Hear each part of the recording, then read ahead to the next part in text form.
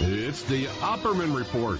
Join digital forensic investigator and PI Ed Opperman for an in-depth discussion of conspiracy theories, strategy of New World Order resistance, high-profile court cases in the news, and interviews with expert guests and authors on these topics and more. It's the Opperman Report. And now, here is investigator Ed Opperman. Welcome to the Opperman Report. I'm your host, private investigator Ed Opperman. The show is brought to you by Audible.com. You go to audibletrial.com/Opperman Report. You go there, and you get a free audiobook. Tonight we are live on TalkStreamLive.com, PSN Radio, Wolf Spirit Radio, Talk Superstation, AwakeRadio.us, the whole Awake Radio family, which is AwakeRadio.us, AwakeRadio.uk, 1800 Online, Shizaz Radio, Just Us Radio, and Scottish Sovereigns on the Land. Okay. Then throughout the week, we're replayed on Para X Radio, Saturday night, 7 p.m., Penny Entertainment on Blog Talk Radio, Sunday mornings, 10 a.m., Firehorse Radio, Wednesday nights, Late Night in the Midlands on Tuesday afternoons at 4 p.m., and High Point Radio, both on AM and FM, covering New Jersey, bit of New York, and Pennsylvania. Coming soon, we're going to be on twice a week on Cave Radio, broadcasting, Northern Lights Radio, and FPRNradio.com will be playing our podcast. Now, tonight we have Dave McGowan, one of our most popular guests. One of my favorite guests, too. He's a lot of fun. He knows that we seem to be tuned into the same kind of stuff. So anybody that agrees with me, I love him. Okay, he's the author of Program to Kill. He gets my sense of humor, which is very unusual. Weird Scenes Inside the Canyon. And what was that one about the understanding the F word? Yeah, understanding the F word. Okay, we're going to be with Dave in a second. Now, don't forget, we're a listener-sponsored show.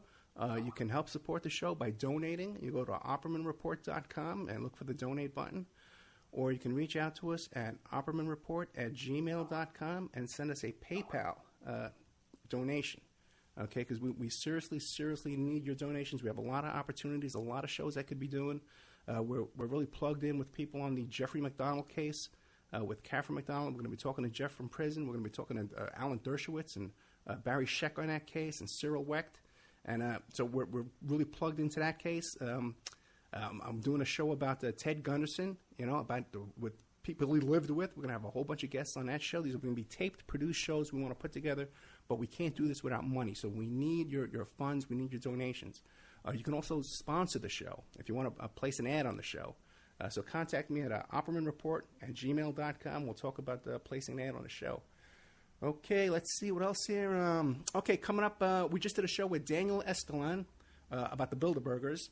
It was a specially pre-recorded show. We're putting that together with an update from Reverend Pinkney. The update with Reverend Pinkney is available on my Spreaker channel. You can go there right now on Spreaker and check that out. He called us from prison today. We recorded that. We're putting that up.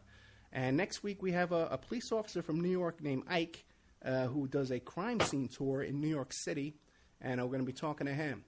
Coming up this week, I'm going to be on Heart Attack, and Sunday morning, I'm going to be on The Ignorance Equation with Nick Katsouris. We're going to be talking about police brutality.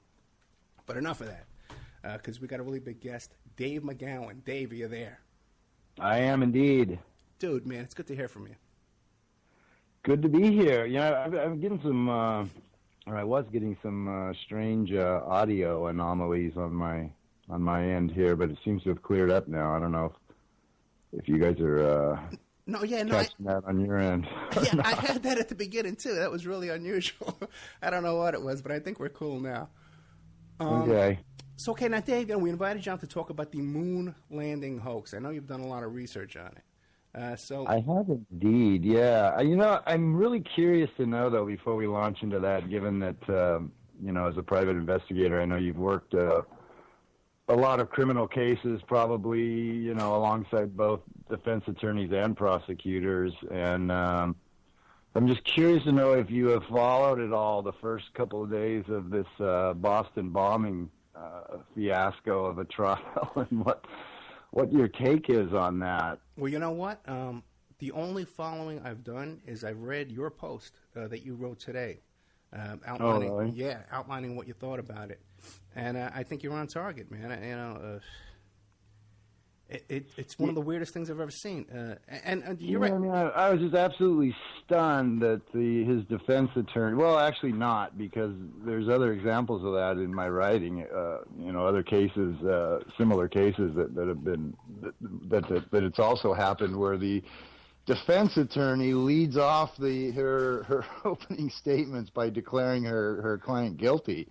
I mean, she said, yeah, he did it, but he did it for a different reason than what the state says, basically was her argument. And, which is, I mean, there's very clear parallels there. I know I can't think of them offhand. Well, actually, one of them, the Boston Strangler case, where F. Lee Bailey basically went in and declared his client guilty when he hadn't even been charged with the crimes. So there's definite parallels, and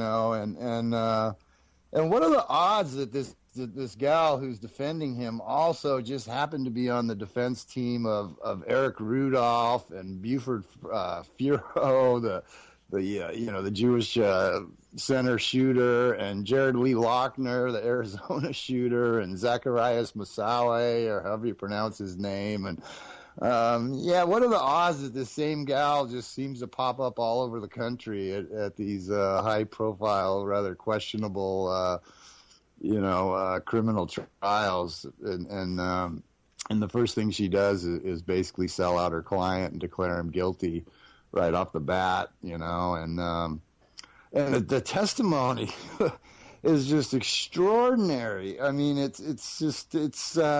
these people are just blatantly perjuring themselves, and it could be so easily demonstrated, It's just unbelievable. You got this cop, just spinning this tale about how he was the one who found Crystal Campbell and put a jacket over her and stayed with her till midnight or some such thing, which is not only blatantly contradicts the photographic evidence, but contradicts the accounts that were given initially by the supposed first responders, who spun a completely different tale of her injuries and how they were treated. And this witness could be so easily impeached. All any defense attorney has to do is start flashing the photos, in sequence on the screen. It's all captured on film, how she was handled. And, I mean, all you got to do is put the pictures up there and say, could you please point out for the jury exactly where you are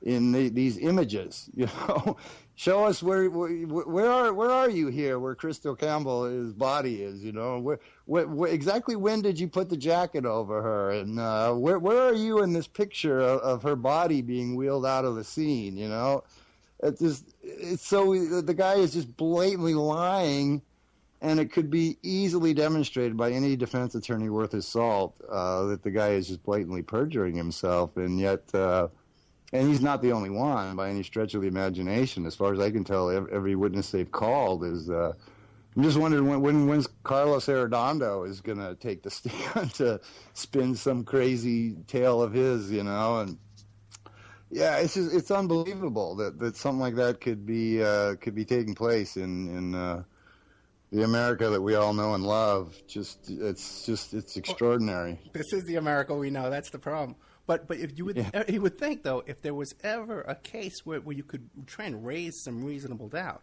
this would be it, because there's all these it's all over the internet. There's all these contradictory photos and videos and fake blood, But I guess they can't go down that road. They must have made some kind of deal, because his uncle, you know what this guy's uncle, right? Ruslan? Uncle Russ, is that, or Ruslan, or whatever, Ruslan, something, whatever. I'm not sure exactly what his name. Yeah, Ruslan. Yeah. Well, you look into his background; it's right in your face, Yeah, I mean, the whole thing just absolutely reeks, and there's just so much. There's such a huge body of photographic evidence that could be presented. That, I mean, the kid's got the best defense in the world, right? It's like, I can't be guilty of this crime because the crime was never actually committed. It's so yeah. it's remarkable. It's just I can't even believe what. And the amazing thing is they're not even selling the same lies that they sold originally. You know, it's you got people in there spinning completely new versions of reality, which are, you know, like the original ones are contradicted by the photographic evidence, but just they seem to just be scripting this as they go along or something. It's remarkable, really. Yeah, because you know what? Because this kid, he has his mother and his aunt and stuff. They're out there trying to say, "Hey, nothing happened. It was a kid. My son's innocent." So he has supporters, but they must have made some kind of deal somewhere along the way that they're going down this road. It just makes no sense. Yeah, it's I don't know. It's quite a spectacle, and you know, I mean, all the attorneys on both sides absolutely have to know that these witnesses are perjuring themselves. I mean, they brought in these two cops that were never even part of the narrative before, that show up nowhere in any of the pictures, and you know, spinning these tales of being, you know, first responders on the scene and what they found and all that. And we're like, you know, what happened to the first responders that they were talking to? You know, what happened to, like, this doctor guy, this supposed doctor, I can't even remember his name now, who, you know, was spinning all kinds of crazy yarns about Bowman and whatnot, and Campbell. And what happened to the, you know, the first responders whose accounts they initially were selling as the truth, and now they're bringing in like totally new people to sell completely new lies. It's just it's amazing. It's just yeah. So anyway. Then they have that one-legged dancer writes a public letter. You know, like, you mess with the wrong person. It's very well-timed letter, a very emotional, well-timed and well-circulated, you know, viral letter that I mean, the whole thing is just, wow. It's scary. It's disturbing and scary to think that, you know, not only could they sell this highly dubious event to the entire world, but then follow it up with a trial that just is just a complete sham from beginning to end, you know? And it's like, I mean, you know, it's more and more, it just gives you a feeling of powerlessness, you know? And seeing all these cop shooting videos that seem to pop up every other day now, you know? And yeah, it's a scary world out there, you know? It's like, they can just, you know, they can just, the state can just act with impunity these days, you know. The police can serve as judge, jury, and executioner, and even if you get a trial, there's no guarantee that it's going to be anywhere close to a fair trial, you know. And it's scary. It's getting really scary out there. You know what, man? I agree with you. You know, it is getting scary out there. And you know, we're both about the same age, and it just seems like things are getting steadily worse as we move on every day. And you're right; we have tapes now of cops just, you know, they shoot this homeless guy. The guilt is all over their face, you know. Oh my God, the one in L.A., right? I mean, just a few days. That was just unbelievable, man. I mean, the guy's on the ground. He's been beaten. He's been tased. He's got 4 burly cops restraining him. And then just for no apparent reason whatsoever, they all just open fire on the guy. And let's not forget the crime that they responded to was that he tipped over another man's tent. And that's what caused 10 cops to show up and start beating the crap out of people.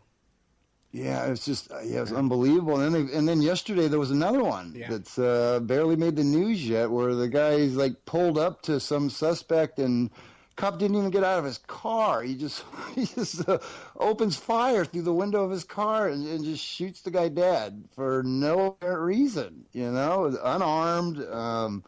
I don't know what the alleged crime was, but, you know, it was at the end of a short chase or something. They pinned him down at the end of a cul-de-sac and just pulled up next to him and opened fire, according to the account in the Times today. You know, it's just unbelievable. I mean, you know, how blatant does it have to be before one of these cops gets actually charged with some kind of a criminal offense, or at least loses their job, you know?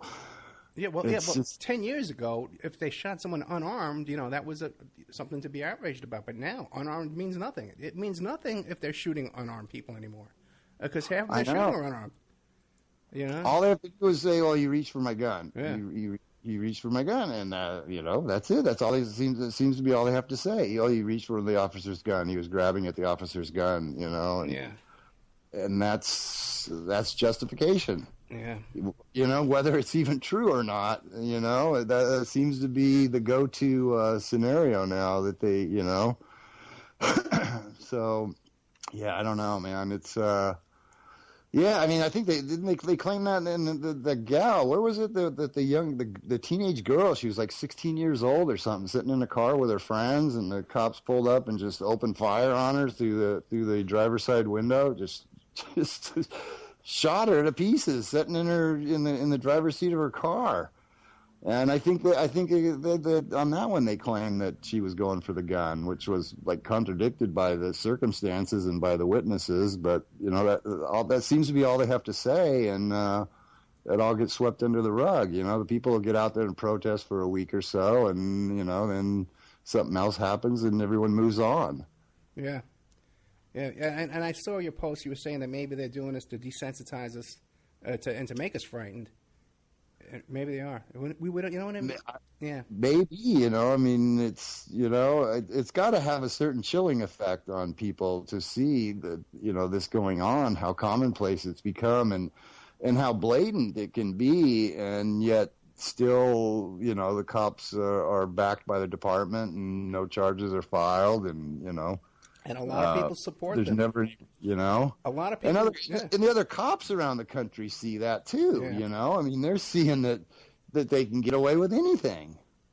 Yeah, and people will post on Facebook, well, thank God for the police are there to protect us. They have they may not come home tonight. All this crap, Hey. I know, yeah. Yeah, there's anytime that they pop up on YouTube or Facebook, there's always strings of comments from people saying, I don't understand why people just can't respect the authority of the police and follow directions. Right. And none of this would happen. All the guy had to do was follow the orders. And, like, wow, man. It's scary. It's really, we're being driven more and more into to just, wholeheartedly supporting the police state and even embracing it, It's, it's a scary world. It is. None of which has much to do with the moon landing. But And speaking of world, okay, I'll segue into it. Yeah, because we like to do shows on here, covering historical events and to put them in perspective. And it seems like the moon hoax, which I think just about everybody will agree it's a hoax, especially I've been watching stuff, preparing for the show for the past 48 hours. But it seems like that was kind of the start of this whole thing of the government pulling stuff over on us and being able to get away with it in a really large way. Because the cover-up with the moon hoax is just as bad as the cover-up with these police shootings and this Boston bombing thing.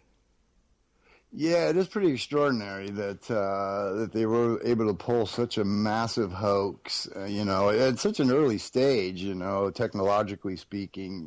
We were pretty primitive back in the 60s, and just with the use of 1960s technology to be able to successfully pull that off, and then to keep it in place for 45, 46 years later. To still keep that propped up there is pretty extraordinary, and that had to be emboldening to a large extent, Right. to realize that they could pull off such a massive hoax, and that wasn't even all that well constructed, and yet, I mean, it really speaks to the power of the media and the power of voices of authority and people's willingness to want to, to believe that that they're not being lied to, and they want to believe in heroes. They want to have heroes. They want to believe we're the good guys. The Russians are the bad guys.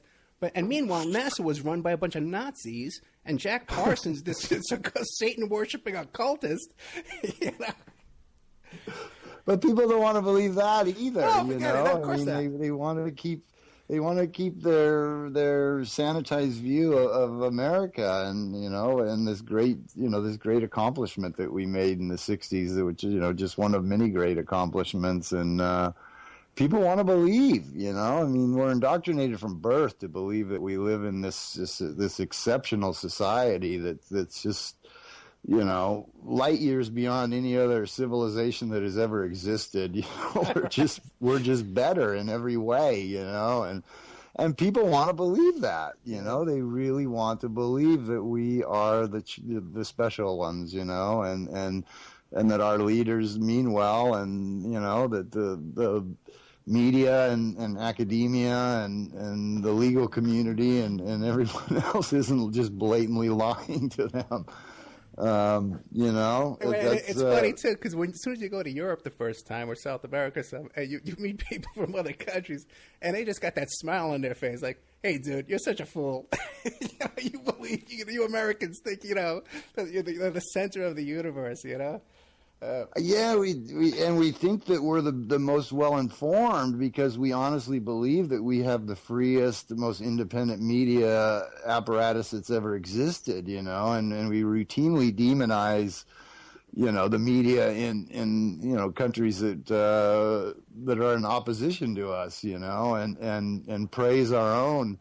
And I mean, for years, you know, for decades, we've all been sold the notion that we alone in the world get the true and accurate news, you know, because we have, and by all appearances, you know, I mean, we do have this huge, you know, supposedly independent, you know, media, this, you know, massive media conglomerate with, you know, hundreds of TV stations and radio stations and newspapers and magazines and podcasts and every, you know, just unlimited options for where we get our news.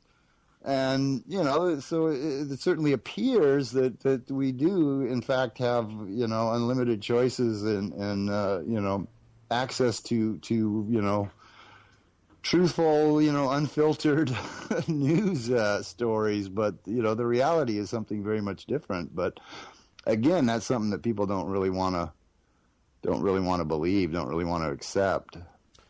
Now, along those lines, I think there's pretty much two camps. There's one camp that says, hey, we never went to the moon because it's impossible. The Van Allen belt, all that stuff.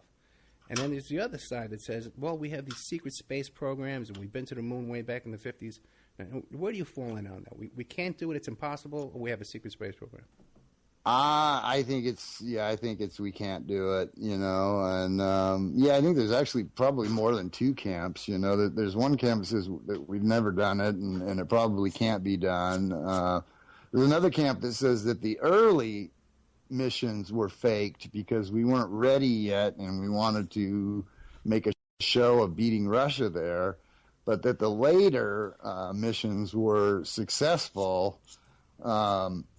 You know, and then of course there's the camp that says that all of them were successful and the whole thing was legit. Right. And yeah, I pretty much fall into the there's absolutely no way it could have been done in the 1960s, and I don't believe.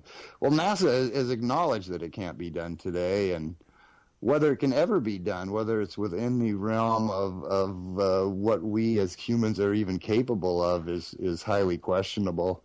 But yeah, I mean, there's people that claim not only did we make it to the moon, but that we've made it to Mars, and that we have secret outposts on the moon and on Mars, and, you know, various other places. And then there's those that claim that we made it to the moon and we're confronted by hostile aliens, right, and warned away, and that's why we've never gone back, because we were told to stay away from the moon and mind our own business. You know? So there's quite a few camps, actually, in regards to the various space programs. It sounds like a jamboree.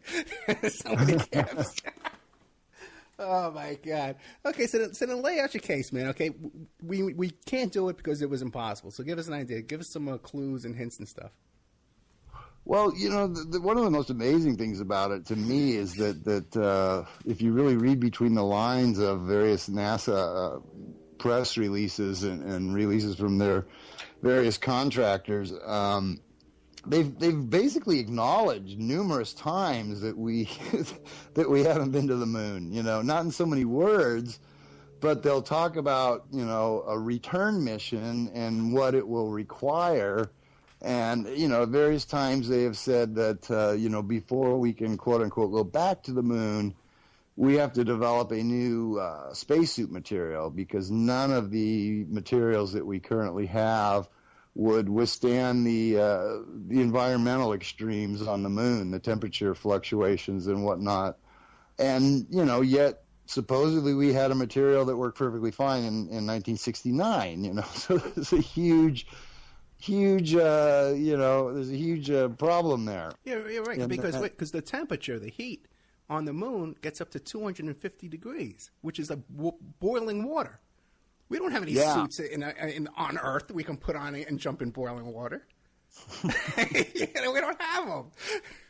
Well, they've acknowledged that. Yeah. They've said that, we need to develop some type of a radiation shield, not just for the spaceships, but for while they're on the moon and working on the moon. And they've, put out artist renditions of these elaborate, shields that would have to be constructed on the surface of the moon in order for our astronauts to stay there for any length of time and work there.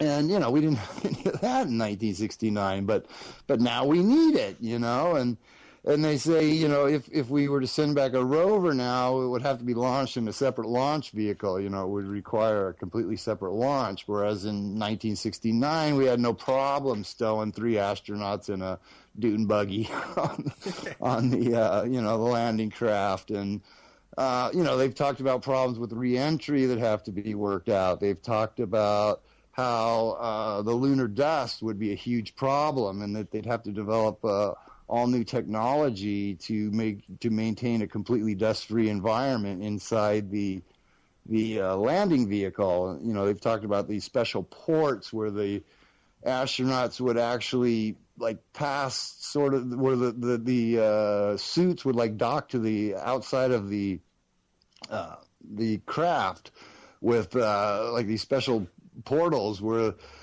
they would sort of back into the suits, through the crafts, and then to get back into the craft, they'd have to sort of reverse that procedure so that the spacesuits never came into the landing craft, because Exactly. They say the lunar dust would just be a huge problem health-wise for the astronauts and for all the delicate electronics and mechanical parts on the, that it would wreak havoc.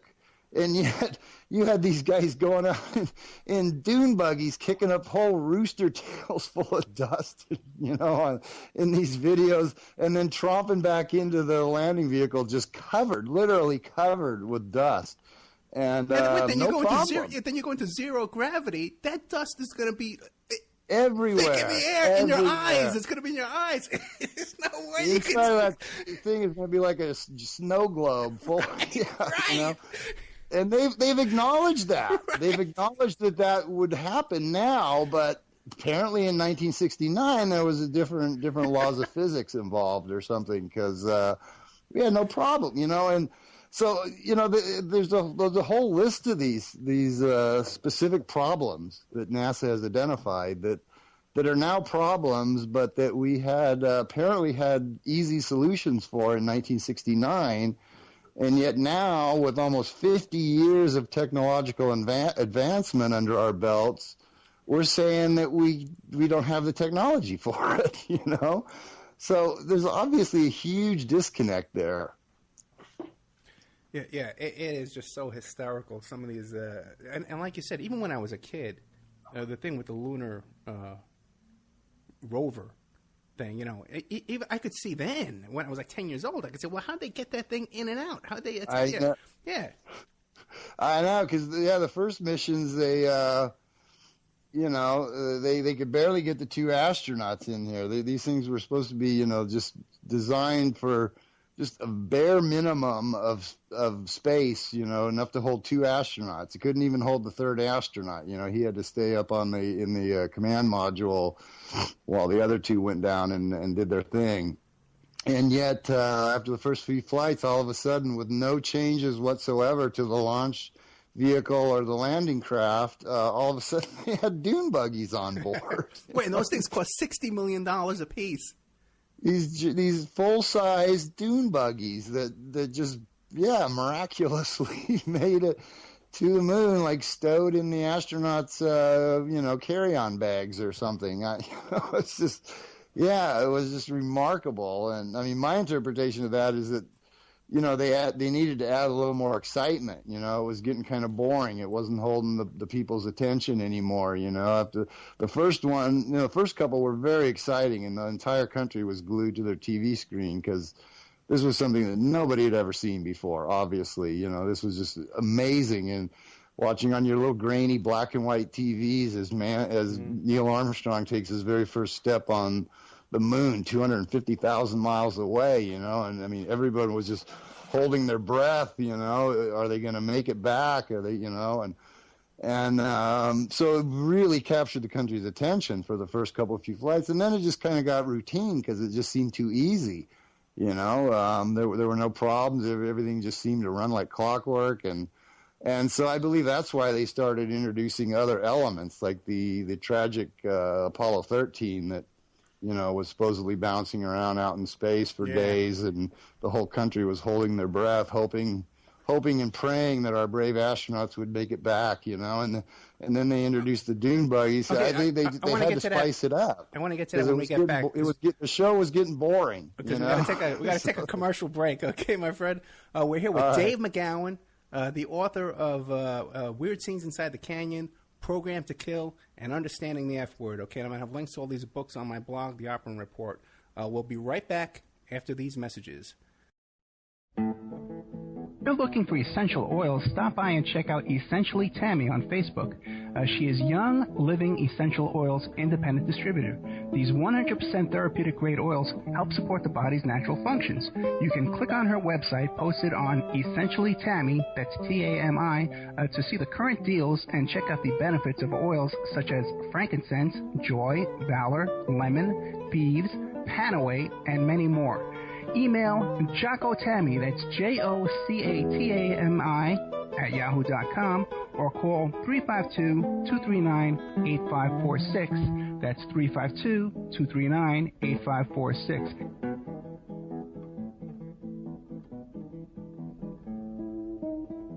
Hey, don't forget good old Amanda at Pacific West Bamboo.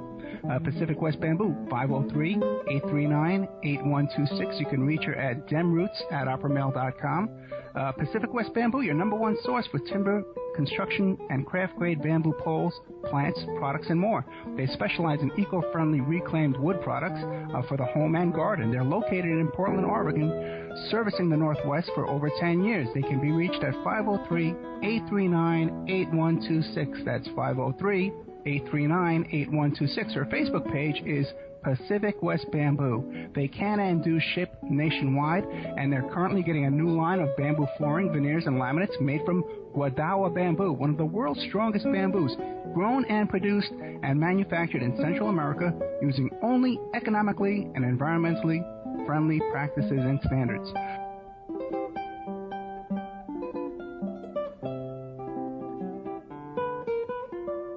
Good old Mike Ray at infinityhomeplans.com. Check out Infinity Home Plans and Design Services, your resource for 3D and 2D draftsman services. They offer a multitude of products, including stock home plans, 2D digital drawings, 3D models, renderings, and more. That's infinityhomeplans.com.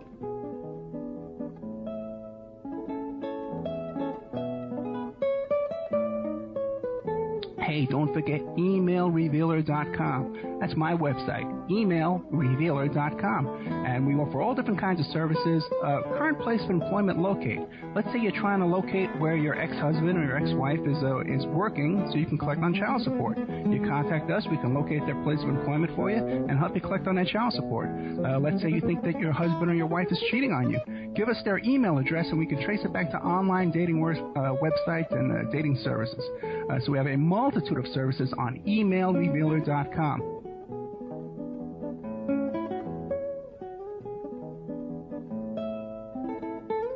Hey, don't forget the New World Mexican Women.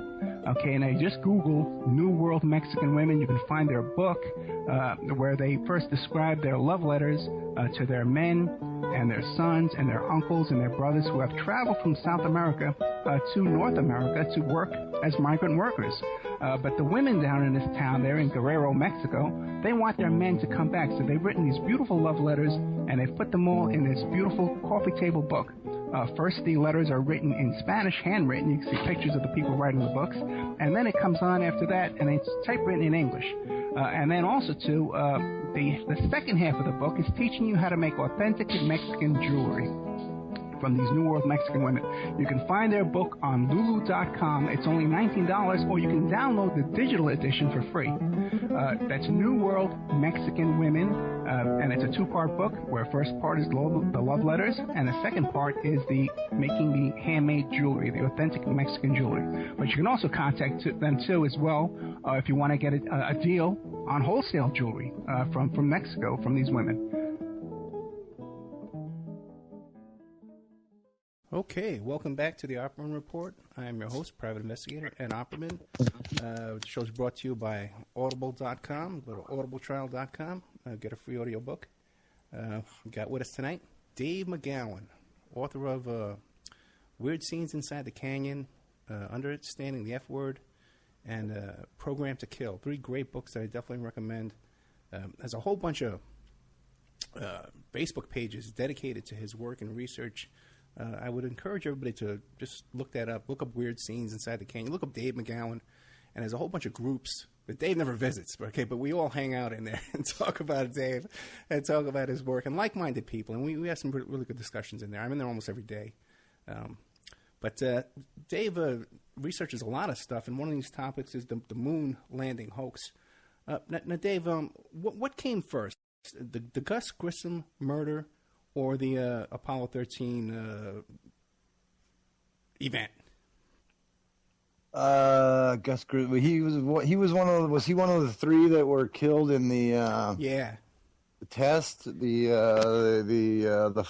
massive fire in the capsule during the test. Yeah, he's the one. The first one, when his capsule came down, it sank in the water. They almost died then. Then he put up the hanger with the lemon on it and said, "This thing's a lemon." And then when he was he says, "How are we going to get to the moon when we can't even talk to each other from one building to another?" And then next thing you know, and his son and his wife, they both think he was killed. Yeah, he was a bit of a troublemaker, a potential whistleblower who seemed to be very skeptical that this project was anywhere near being ready to make a successful flight to the moon. And him and 2 of his colleagues conveniently burned up in a very suspicious fire in the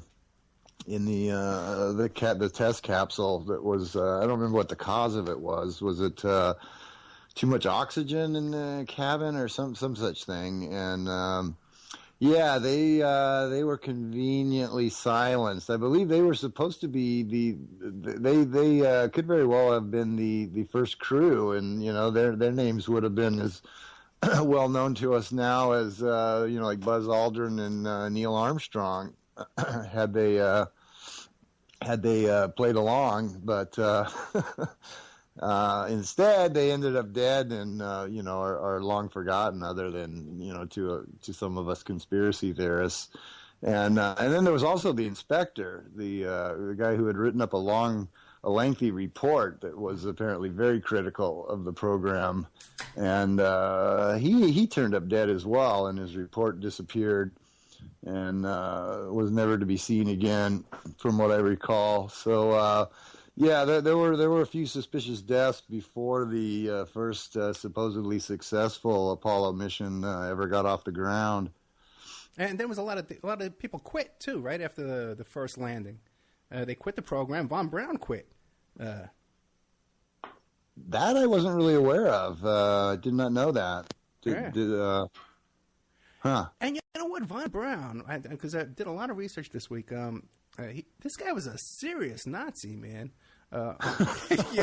It wasn't just like, oh, yeah, member of the party. This was a serious Nazi. He was next to Goebbels, and had slave laborers working on his V-2 rocket program. I mean, this guy had slaves.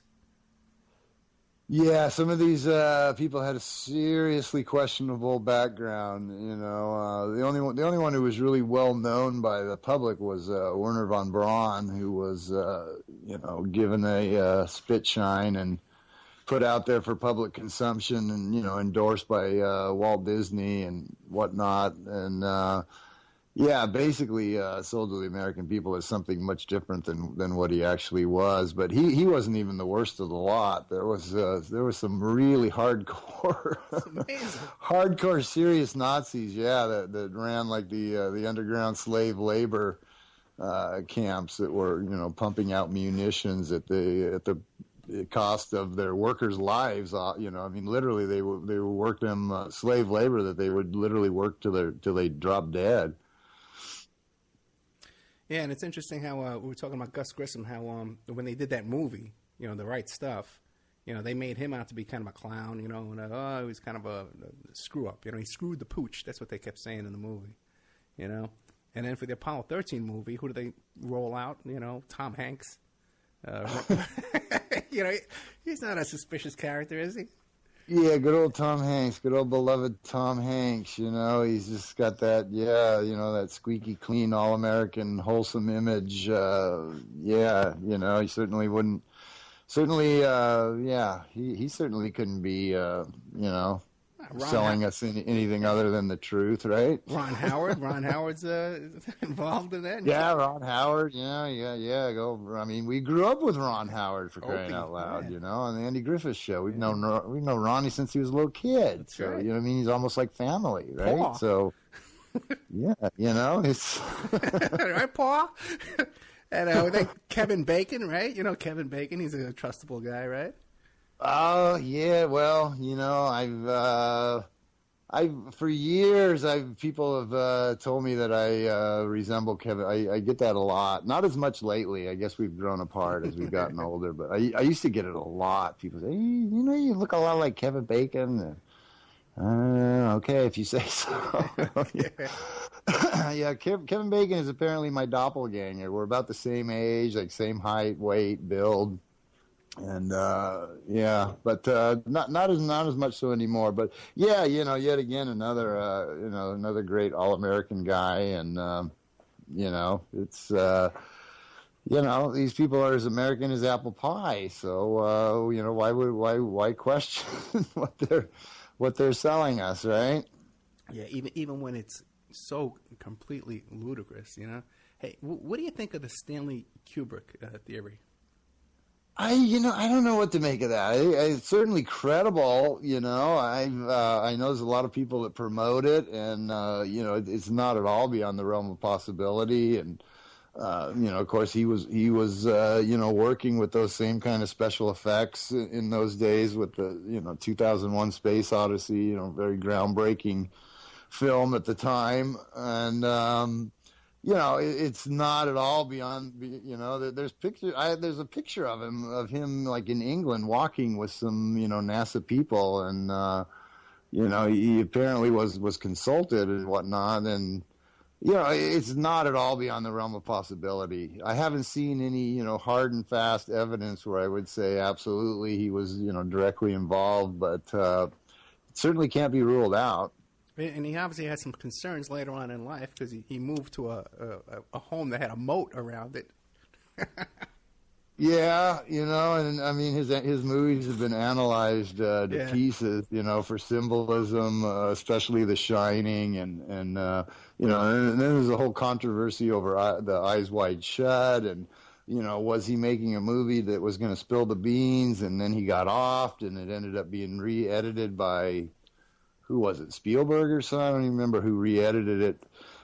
So the version, that we got theatrically was not, not necessarily the version that Kubrick had envisioned, and so there's been endless theorizing about that one, and and then there's the fact that NASA gave him like some special lens to use for what was the Barry Lyndon film or something, some very, very expensive rare lens that he got on loan, and there's been various people who've theorized that was in part a payback for services rendered to NASA. So, I mean, there's definitely, tangential evidence, and it's quite possible.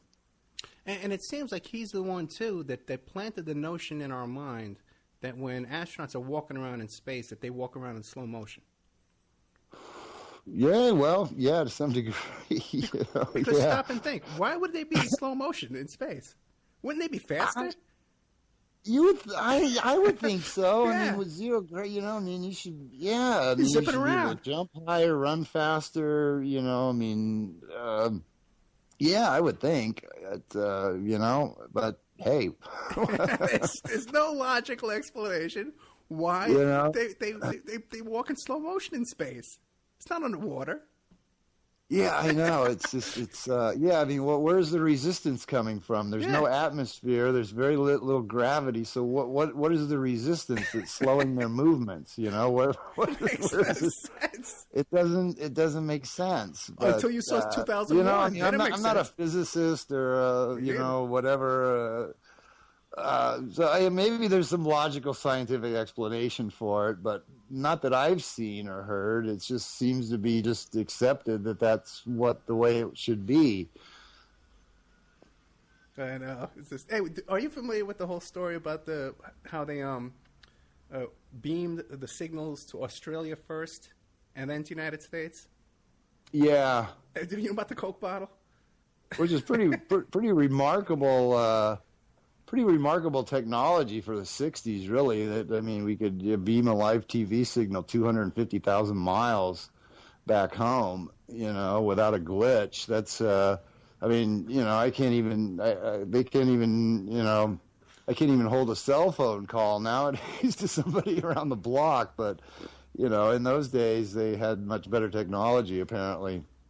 So, but yeah, it was the Coke bottle. It rings a bell. Yeah, I mean, wasn't there like some of the people who saw the original footage said that a Coke bottle rolled across? That they kicked the scene in the footage or something. Yeah, I was watching it today, and there seems to be quite a few people that saw it. So who knows, right? Who knows, man? There's no actual footage of it, right? It's just the people who say that before it was, whatever they did to it, before they transferred the signal or whatever, that in the original footage there was a Coke bottle. Is that? Yeah. Is that basically? Yeah, that's what I thought. Yeah. So it's hard to say. I mean, I don't. Without personally interviewing the witnesses and seeing just what kind of people, if they're still even alive.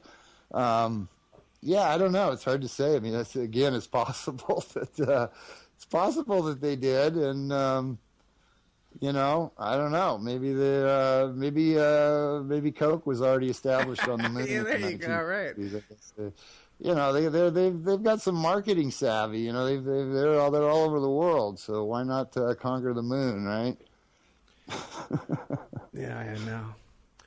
Oh, hey, what about you must have seen the movie Capricorn 1, right? With OJ? Yeah.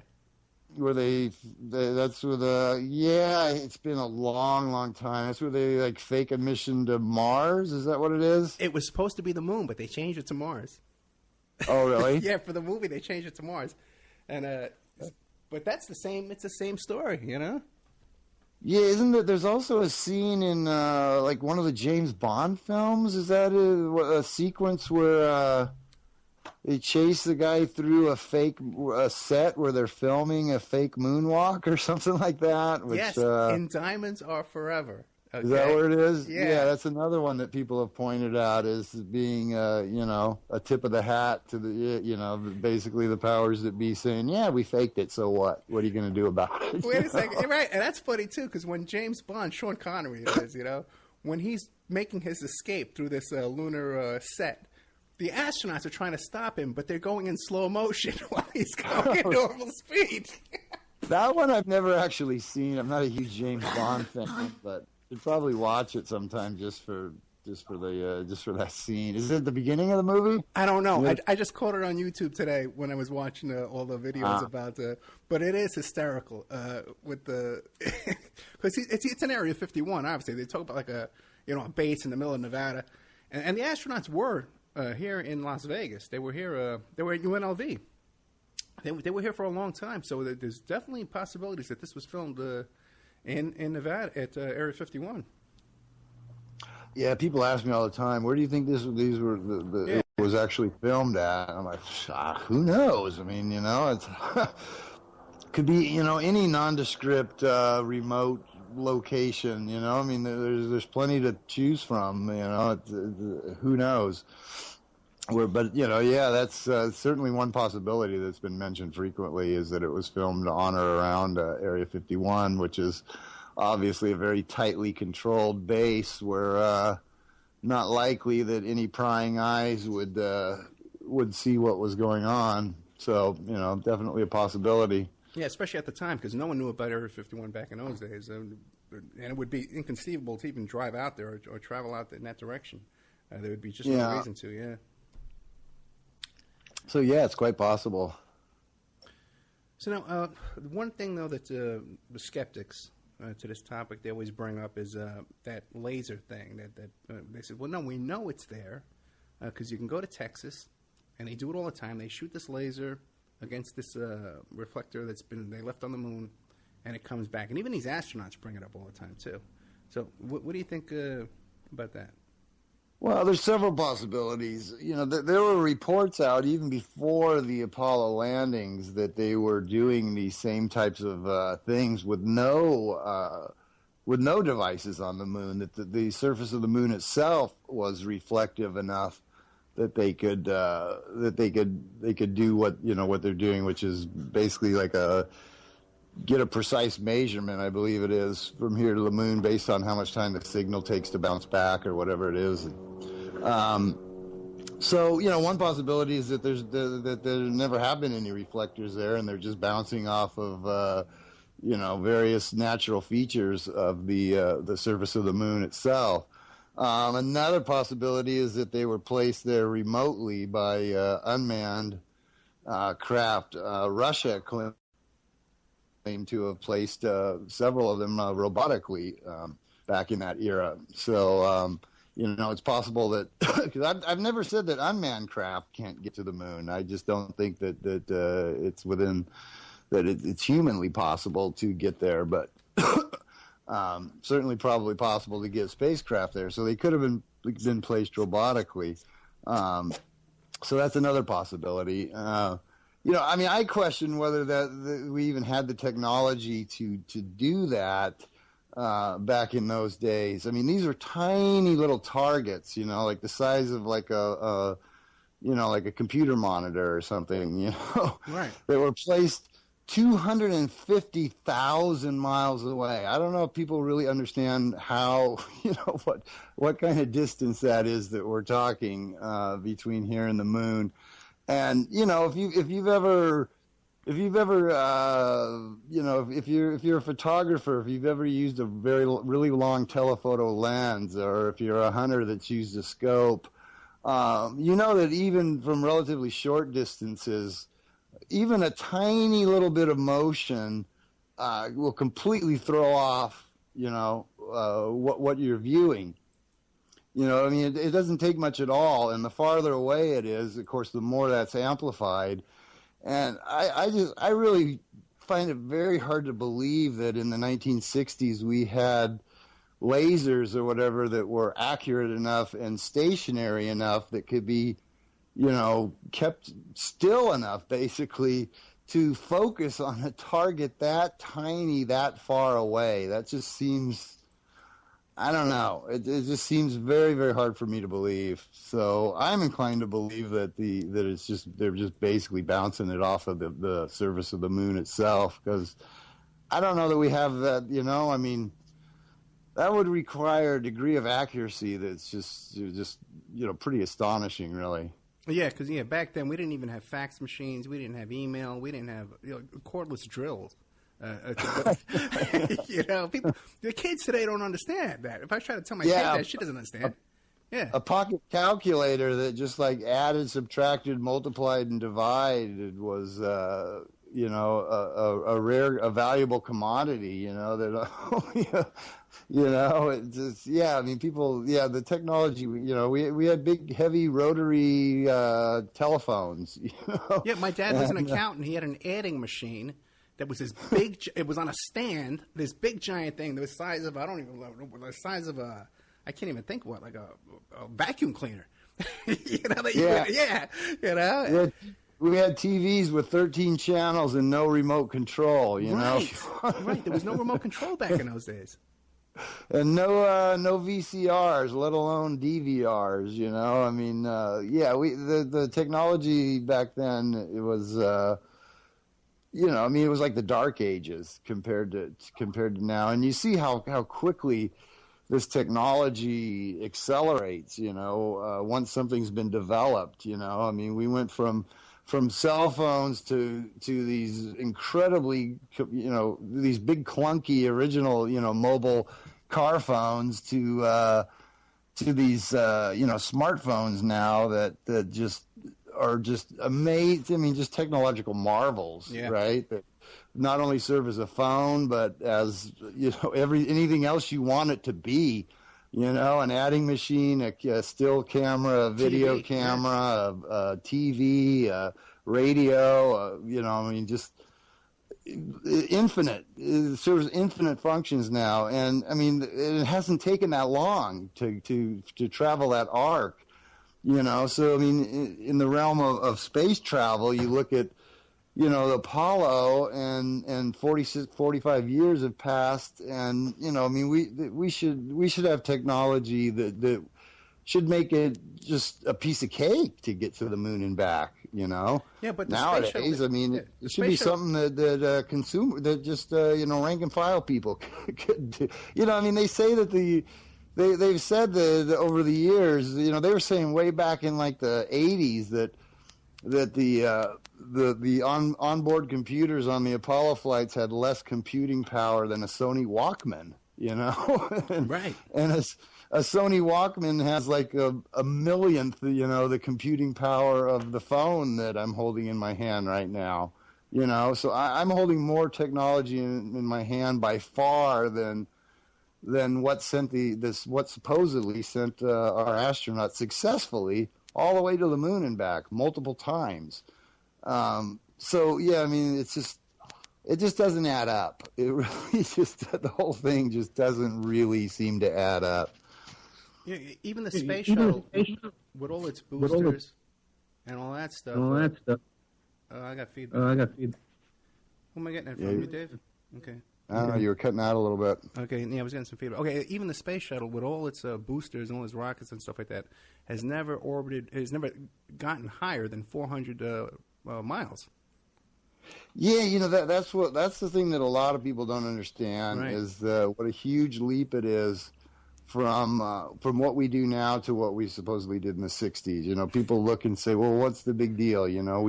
We put people into orbit. We can put us, we have a fully functional space station. We have the Hubble telescope. We have, the space shuttle. Well, we did have the space shuttle programs, and what's the big deal? What's the big difference between that and going to the moon? Well, it's a huge difference because none of those things have ever gone more than like 300 or 400 miles from the surface of the Earth. None of them. Not the Hubble telescope, not the space station, none of the space shuttles. They've never left low Earth orbit. And they have a huge failure rate, too, as well. And they have a huge failure rate just doing that, right. Exactly. Okay, and yet the Apollo flight supposedly went all the way to the moon and back, 250,000 miles, And a little tin can. So on one tank of gas. So, to say, well, what's the big deal if we can launch space shuttles and this and blah, blah, blah, blah, blah, why couldn't we send them into the moon? It's like saying, if I can walk around the block, why can't I walk around the world? Right. I mean, it's exponentially more difficult than anything that we've done since. By far. I mean, just by leaps and bounds. Nothing we have done comes anywhere close, technologically speaking, to what we accomplished in 1969. Amazing. Okay, we have a hard break coming up now. We have a nice 5-minute commercial. We'll be right back with more with Dave McGowan, author of Weird Scenes Inside the Canyon, Understanding the F Word, and Program to Kill. But we'll be right back after this break. If you're looking for essential oils, stop by and check out Essentially Tammy on Facebook. She is Young Living Essential Oils Independent Distributor.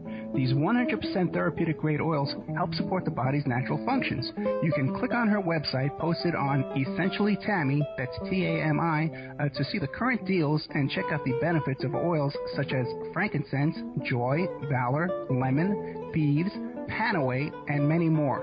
Email Jocotami, that's Jocatami, @yahoo.com, or call 352-239-8546. That's 352-239-8546.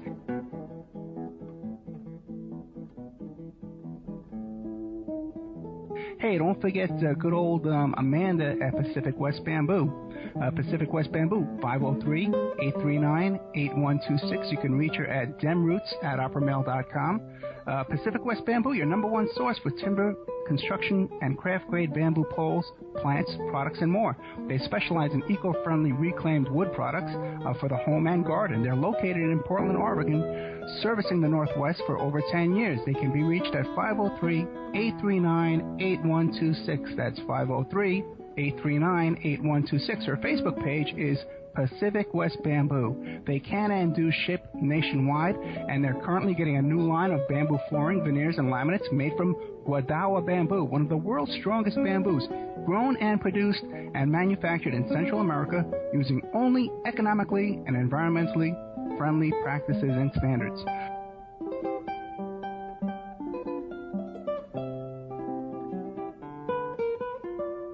Good old Mike Ray at infinityhomeplans.com. Check out Infinity Home Plans and Design Services, your resource for 3D and 2D draftsman services.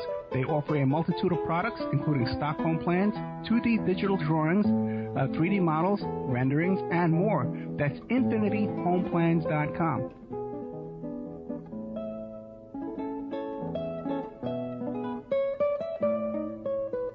Hey, don't forget emailrevealer.com. That's my website, emailrevealer.com. And we offer all different kinds of services. Current place of employment locate. Let's say you're trying to locate where your ex-husband or your ex-wife is working so you can collect on child support. You contact us, we can locate their place of employment for you and help you collect on that child support. Let's say you think that your husband or your wife is cheating on you. Give us their email address and we can trace it back to online dating websites and dating services. So we have a multitude of services on emailrevealer.com.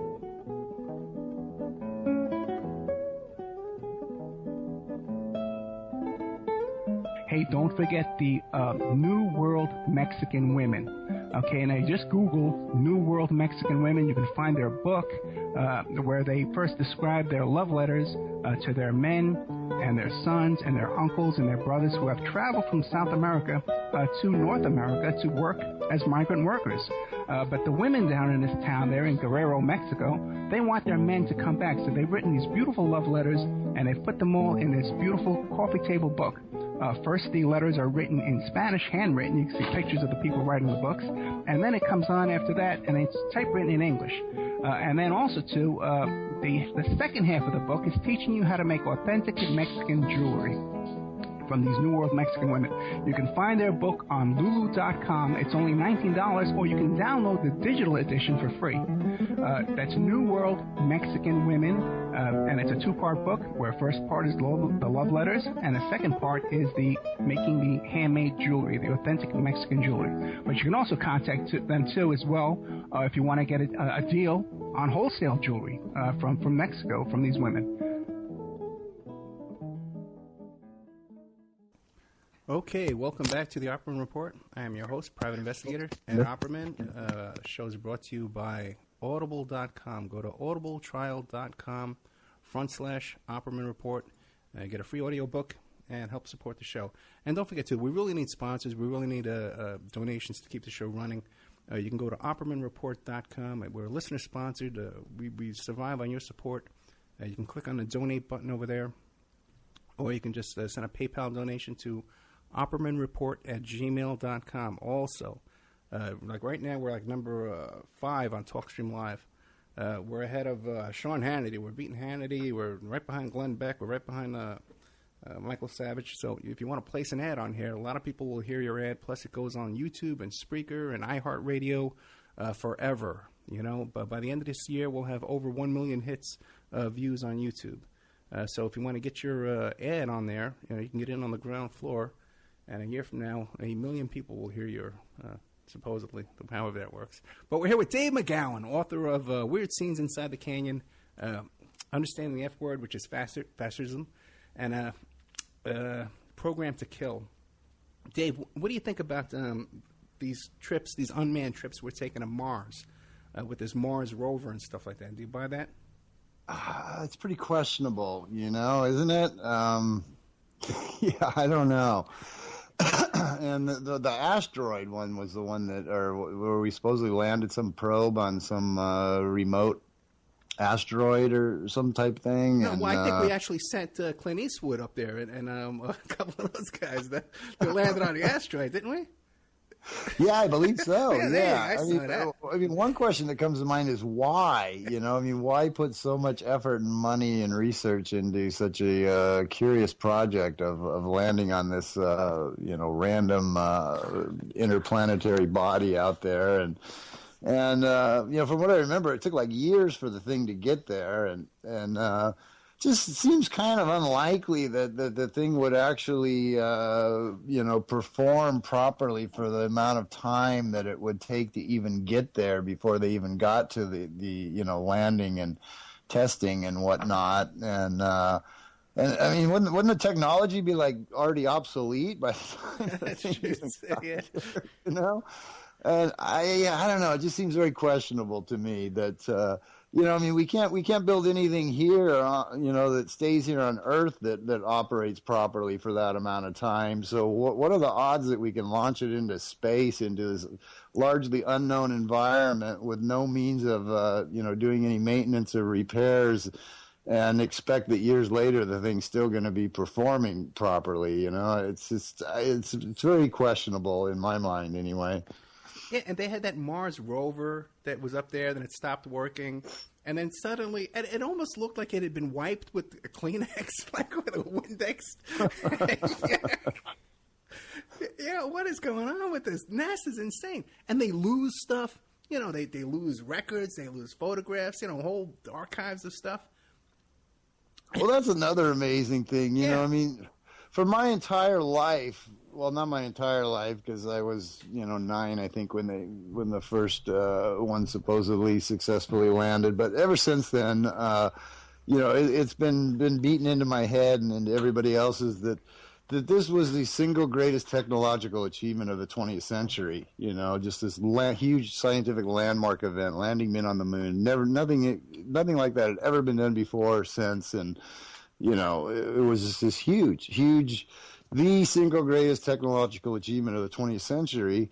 And you would think that being the case, that every artifact connected to that would be very carefully preserved and cataloged and stored somewhere in a temperature-controlled vault or in the Smithsonian or whatever, under heavy guard and lock and key and, preserved for posterity, right? But yet, what we find instead is that NASA seems to have lost like everything. If you go looking for the plans for the the launch vehicles, we don't have those. The original tapes, seem to have lost those. The telemetry tapes, those seem to have gone missing. The majority of the moon rocks. It's just on and on down the list. It's which is very convenient, because if those technical specifications and drawings and original, all that original, paperwork or whatnot was in existence, you would think that a, modern, 21st century scientist could look at those and determine whether these various components of the mission actually had the capability of doing what they were supposed to do, or whether they were just, stage props, basically. Yeah. But we can't do that because, none of that information is available for review very conveniently. Yeah, it turned out some of those rocks turned out to be fake, too. They were on display in other countries. They weren't even real.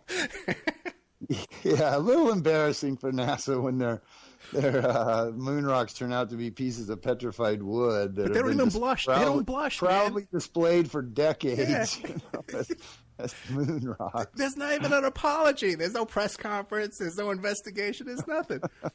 It's funny because we came up with the expression from this. If you can land a man on the moon, we can put a man on the moon, but you can't do this, right? But you know what? Supposedly, we could land a man on the moon, but we couldn't land those same guys back on Earth. They had to come down in a parachute and land in the middle of the ocean. They had to splash land in the middle of nowhere. And I can remember being a kid. I was like 6 years old, watching this and saying to my mom, but Mom, one time, too, they couldn't even find it. It was like 5 hours they were looking for this thing. And I said, but I don't understand. Why can't they find it? We went all the way to the moon. It met up with the LEM, and the rendezvous back, in the middle of space. And she says, oh, you don't understand. The ocean's really big. I said, it's no space. The moon is big. It's insane. And all of them, of course, landed safely in the ocean. We never had one miss and, crash land into the, Arizona desert or anything like that. They all landed perfectly into the ocean, safely into the ocean, of course.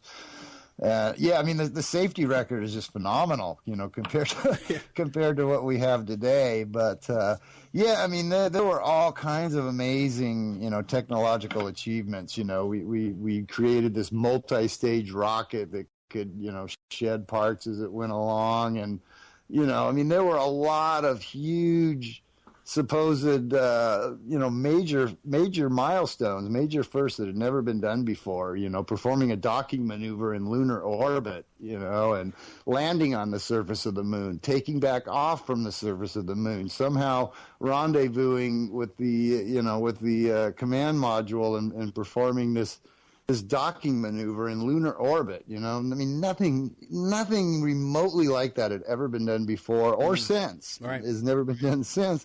But yet we couldn't, but when we got all the way back from doing all these amazing things, we just, dumped the guys into the ocean with a parachute, I never thought about that, actually, but that is kind of funny. Because I'll never forget, we couldn't find them. There was one time and I said, how could we not find them? Why is it taking so long? Oh, you know what else, man, blew me away, too? Have you ever seen the videos of when the Russian cosmonauts come off out of their spacecraft? They land their thing, right? And they put them on beach chairs right there out in the open. And they sit them down on these beach chairs. They can't even stand up. They're like, they're like limp. And then they start fanning them like with a notebook to give them air, So like, how could our guys be landing after going all the way to the moon and back? And they come strutting out of that, out of that little pond, like nothing happened. And they look like movie stars, right. I mean, in some of the earlier, tests where, people had spent like a few days in orbit or whatever. And, these are conditions where, hygiene is not something that's real easy to tend to, It's, I would think just relieving yourself would be, a difficult proposition, let alone, brushing your teeth or combing your hair or shaving or you can't shower or bathe. And right. I mean, this is like spending a week on Survivor or something, and yet they come back and they're like television ready. They're rested, they're refreshed, they're fresh scrubbed, they're well groomed, and these don't look like people that just crawled out of a cramped space capsule that they spent, right. an extended amount of time in. It's just, it doesn't quite fit. Just think wearing that suit for 3 days and that backpack and that helmet, and the gloves. Just doing that, you would need twice the amount of food and water that you'd have here on Earth walking around. How could we pack all that much? Well, they had Tang. I'll give them that. They had the Tang. Of course, that got them a little further along. But, how could you pack all that food and water for 3 days for 3 men under those kind of conditions with the batteries and the... I know, yeah, just the power supply to keep everything running. Just the sheer number and weight of batteries that would be required to keep all of these, not only the spaceship, but all of the life-sustaining functions. Temperature control and oxygen control and food. Yeah, and I mean just the quantities of food and water and. Just all kinds of things that they would have, spare parts and, tools and stuff. Because if something goes wrong on the spaceship, you can't pull out the phone book and call the local repairman to come and fix it, So you got to have everything conceivable for every possible emergency situation, for every possible contingency, as well as just the basic life-sustaining functions, the basic things that humans need to survive in that environment is a lot to put on the tiny little capsule that barely holds 2 men and also happen to have room for a full-size dune buggy. They cost $60 million. And at a time when cars didn't have seatbelts. We didn't have seatbelts back in those days, We didn't have car seats. You put your baby on your lap when you rode in the car, in the front seat. It's mind-boggling. They claim that they designed this thing to be so lightweight and compact that it basically folded up into the size of a piece of luggage. And then when they got there, just add water. Sort of wave your magic wand and it unfolds into a full-size dune buggy. But I mean, as I've commented in my post, if we had that technology in the 60s, then why aren't we all carrying our cars into the office today? We should be able to just carry our cars around in a briefcase and pop them out anytime we want, right? I mean, if they had that amazing technology, almost 50 years ago, then somebody should have picked that up and ran with it, obviously. Well, it's interesting. In my research, I saw today that the batteries that they had on the dune buggy wouldn't even operate in those temperatures, and neither would the battery that they had in the cameras. They had regular D-cell batteries in the cameras. There's regular batteries off the shelf. So there's no way they're going to operate in 100 degrees below zero. Yeah, there's a lot of questions. About the camera and the film. Right. I mean, how would the film survive the radiation levels and the temperature extremes to create this perfect photographs, this perfect photographic record that we had? Because not only were all our astronauts just awesomely brave and heroic, but they were also all just damn good professional photographers. You got to give it to these guys. I mean, they were sent there under the most unforgiving circumstances imaginable, where you're struggling just to stay alive, to get food and water and whatnot, and you're in this bulky spacesuit with a helmet on and a visor. Your vision is restricted. You're wearing these heavy padded gloves. And somehow or other, you have to operate a fully manual camera, which is another thing people don't understand. We keep going back to the technology, the dark ages of technology in the 60s, and I'm sure a lot of people who are used to just pulling out their camera and tapping on the screen and taking perfect pictures don't understand that that wasn't possible in the 1960s. Everything had to be adjusted manually. The exposure, the aperture, the shutter speed, it had to be manually focused, and which was not easy to do, even to the degree that these guys did it, where virtually every frame is perfectly framed, perfectly exposed, perfectly focused. It's just extraordinary. To think that they could have gotten that quality of photographs working under those conditions when they weren't even professional photographers. They were astronauts who were just doing that as a side thing, supposedly, and yet just phenomenally talented photographers. You got to hand it to them. and professional lighting too. There was all kinds of really artistic lighting done. Yeah. And the cameras, of course, function perfectly under those extreme, environmental conditions. And the film also performed marvelously well. So, it's. Well, they make the radiation film badge dosimeters that you wear when you work around X-ray machines and stuff like that. They make that out of film because film is so sensitive to radiation that you can measure it on this film.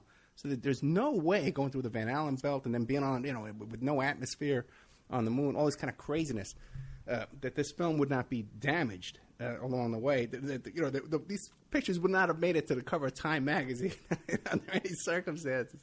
It's just exactly. I mean, I'm an avid but very amateur photographer who, eventually sold out and switched over to digital. But for years, I shot everything on film. And, when I would travel, I would take just, like 20 rolls of film with me, because you didn't have a little memory card. You could just take unlimited pictures of everything you see. So, but I can remember every time I would go through an airport security thing, I would hand I would take my film out of my bag and hand it to the attendant to hand check because I did not want it going through the X-ray machines because it could damage your film. It could ruin your exposures, especially with higher speed film. And it's very, very, very sensitive. Film stock, 35 millimeter film stock is very, very sensitive to radiation, and yet. Performed fantastically. Yeah, so many people. As did all the other technology. I mean, everything performed flawlessly. I mean, everything. I don't remember, other than Apollo 13, and even then, everyone made it back alive. It was a happy ending. It just, it was extraordinary how good our technology performed, which again raises the question of, so why, when we talk about going back to, quote unquote, going back to the moon, are they constantly talking about reinventing the wheel when this stuff had a far greater safety record and much better, performance record than what we produce now? We can't build a space shuttle now that doesn't, doesn't kill a bunch of people every now and then, but back then we could. So why reinvent the wheel when what we already had was actually better? What do you make of all these, like the way they name these missions? Like Apollo and like these. You know what I'm talking about? To some degree, yeah. I mean, I don't know where the Apollo name specifically came from. But they all seem to be named like that, the Greek gods and all kinds of, Gemini, Gemini, and what was the other one? Copernicus. I think, you know what I mean? It's like, what's going on? Like, Richard Hogan has all those theories about what do you think of Richard Hogan and all those theories? I'm not that familiar. Is he the guy that claims that there's alien structures? Yeah, he says and that they can be discerned in some of the pictures, like the outlines of like alien bases or towers or some glass domes and whatnot. Remains of glass structures on the moon. Yeah. Yeah, I'm very skeptical of that. I don't know. Like as we said from the beginning, that's one of the prevailing theories out there is that we did make it and that we encountered hostile aliens who warned us away and that's why we've never gone back. But yeah, to me that seems pretty convenient rationalizing of why we've never repeated that amazing feat, some 50 years later.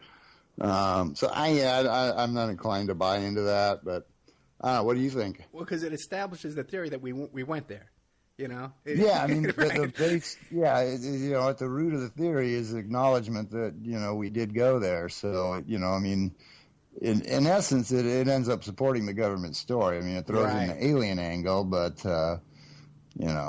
I think the government is actively encouraged belief in alien life and UFOs for a very long time anyway. So, but it also seems to me that if you can see, because his photograph, he does some kind of a contrast analyzation with his photographs. If you can see structures and that kind of stuff, it would seem it would be like scaffolding.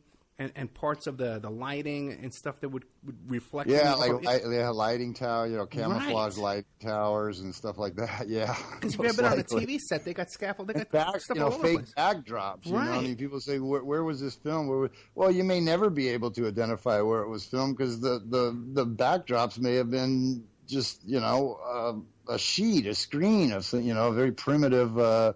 I mean, nowadays they would do it with like green screen or whatever it is technology, but back in those days it was as simple as hanging up a fake backdrop in the scene. So there may be no place in the world that matches the geological features that you can see in the videos, because it may have all just been fake backgrounds. And what he's identifying, could be structures holding lighting or holding the backgrounds and.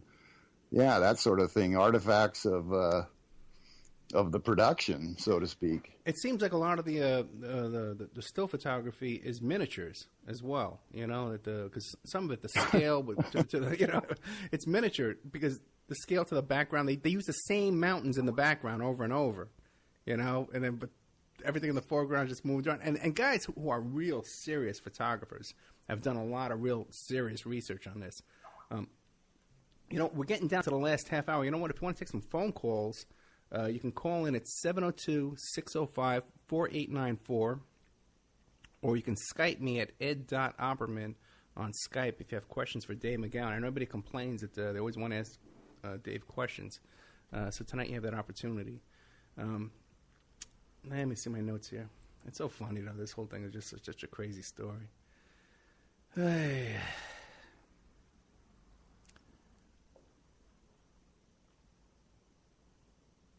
Yeah, what about the whole thing about no stars in the background? Yeah, that's another huge anomaly in the photographs. Is the presence of no stars whatsoever, and despite the fact that we've been kind of led to believe that given the lack of atmosphere and the no light pollution, right, that they should have been presented with the most dazzling, light show imaginable, well beyond anything we can get here on Earth. I mean, there are places here, like up on the top of like Mount Haleakala or something in Maui, where you can just get dazzling starscapes because you're up high, the atmosphere is thin, there's no light pollution, but nothing compared to what they would have experienced on the moon. And it should have just been an absolutely dazzling show, and yet they forgot to bring a telescope. They never brought a telescope out. They brought the Tang. They had the Tang with them. They had the go-kart. They had their all that fun stuff. By the way, too, there's videos too, man, of these astronauts lifting up their gold screens off their face. Oh, really? Yeah. Now what the hell is that? Yeah, that's true. Yeah, no, that's another thing. Yeah, they shouldn't have. They definitely should not have been able to do that. But it's I mean, the more you look at it, the more anomalies you can find, and at some point, it just almost becomes like laughable. Except for the fact that so many people still cling to it. And where'd all that money go? You know what I mean? It was a ton of those go-karts, man, were $60 million a piece. Me and my friends, I remember when I was a kid, I was 15 years old, we chipped in, we bought a go-kart, it was $99. And it worked great, man. It was even smaller and easier to get up on that in the shuttle. But it wasn't a moon buggy. No, it wasn't. No, but we did drink Tang on it. We put a little vodka in our Tang. I'm sure we did. Listen, we got a break coming up. We're gonna have a nice long 5-minute break. You can go get a smoke, whatever. Go to the bathroom. We're joined by Mike Gray from Parlay. He's a radio show host from Parlay on cjmars.com. Going to be coming up on Thursday nights. So we'll be right back after this message with more of Dave McGowan the Moon Landing, Boston bombing, all different kind of topics. And he's the author of Weird Scenes Inside the Canyon, Understanding the F Word, Fascism, we got to understand, and also to Program to Kill. So we'll be right back after these messages.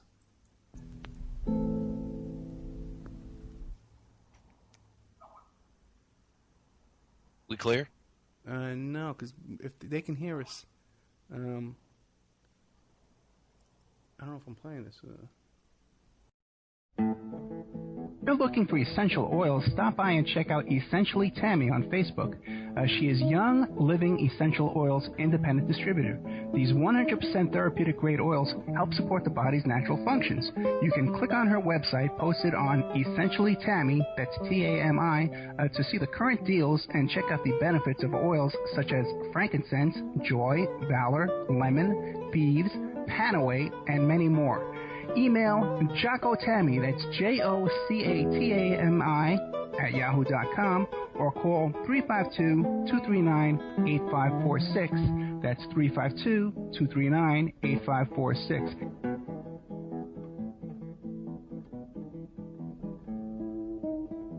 Hey, don't forget good old Amanda at Pacific West Bamboo. Pacific West Bamboo, 503-839-8126. You can reach her at demroots@oppermail.com. Pacific West Bamboo, your number one source for timber, construction, and craft-grade bamboo poles, plants, products, and more.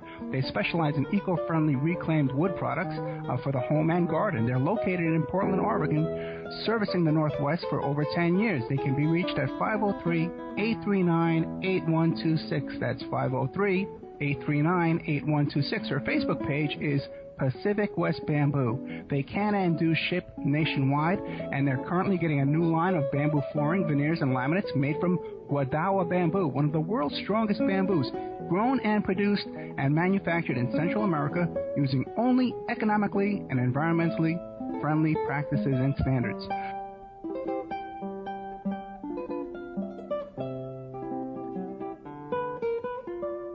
Good old Mike Ray at infinityhomeplans.com. Check out Infinity Home Plans and Design Services, your resource for 3D and 2D draftsman services.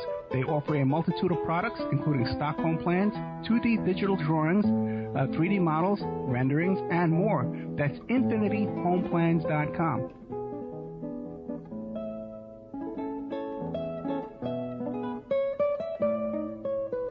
Hey, don't forget emailrevealer.com. That's my website, emailrevealer.com. And we offer all different kinds of services. Current place of employment locate. Let's say you're trying to locate where your ex-husband or your ex-wife is working so you can collect on child support. You contact us, we can locate their place of employment for you and help you collect on that child support. Let's say you think that your husband or your wife is cheating on you.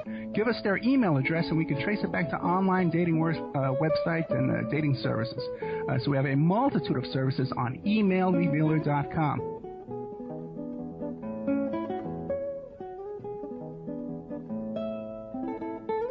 Hey, don't forget the New World Mexican Women. Okay, and I just Google New World Mexican Women. You can find their book where they first describe their love letters to their men and their sons and their uncles and their brothers who have traveled from South America to North America to work as migrant workers. But the women down in this town there in Guerrero, Mexico, they want their men to come back. So they've written these beautiful love letters, and they've put them all in this beautiful coffee table book. First, the letters are written in Spanish, handwritten. You can see pictures of the people writing the books. And then it comes on after that, and it's typewritten in English. And then also, too, the second half of the book is teaching you how to make authentic Mexican jewelry from these New World Mexican Women. You can find their book on lulu.com. It's only $19, or you can download the digital edition for free. That's New World Mexican Women, and it's a two-part book where first part is the love letters, and the second part is the making the handmade jewelry, the authentic Mexican jewelry. But you can also contact them too as well if you want to get a deal on wholesale jewelry from Mexico from these women. Okay, welcome back to the Opperman Report. I am your host, Private Investigator Ed Opperman. Show's brought to you by audible.com. Go to audibletrial.com. Opperman Report, get yourself a free audiobook. Sign up for free, get a free audiobook. Now, we're joined by Mike Gray, who is the host of Parlay, the hit news show. Going to be debuting on Thursday on the 12th on CJ Mars Radio. His first guest is, Mike, I believe it is Sean Dave Martin? Yes. Very good. Okay, see, Mike, I'm on top of you. Mike is also the owner of InfinityHomeplans.com, one of our sponsors. And he's a frequent caller, and we appreciate his calls. And I'm going to start recording our calls off the air, Mike, because I think those are a lot more fun than when we're on the air. Sure. What kind of question you got for Dave McGowan? Oh, hi, Dave. How you doing? I'm hanging in there. Hey, just so you know, the Moon rover was hung upright on the LEM, and when they landed, it was on a ramp, and then they lowered the ramp at a 45 and rolled it off. Are you sure, Mike? Yes. It was not. It was not in the vehicle. It was put on a ramp that was upright against the LEM.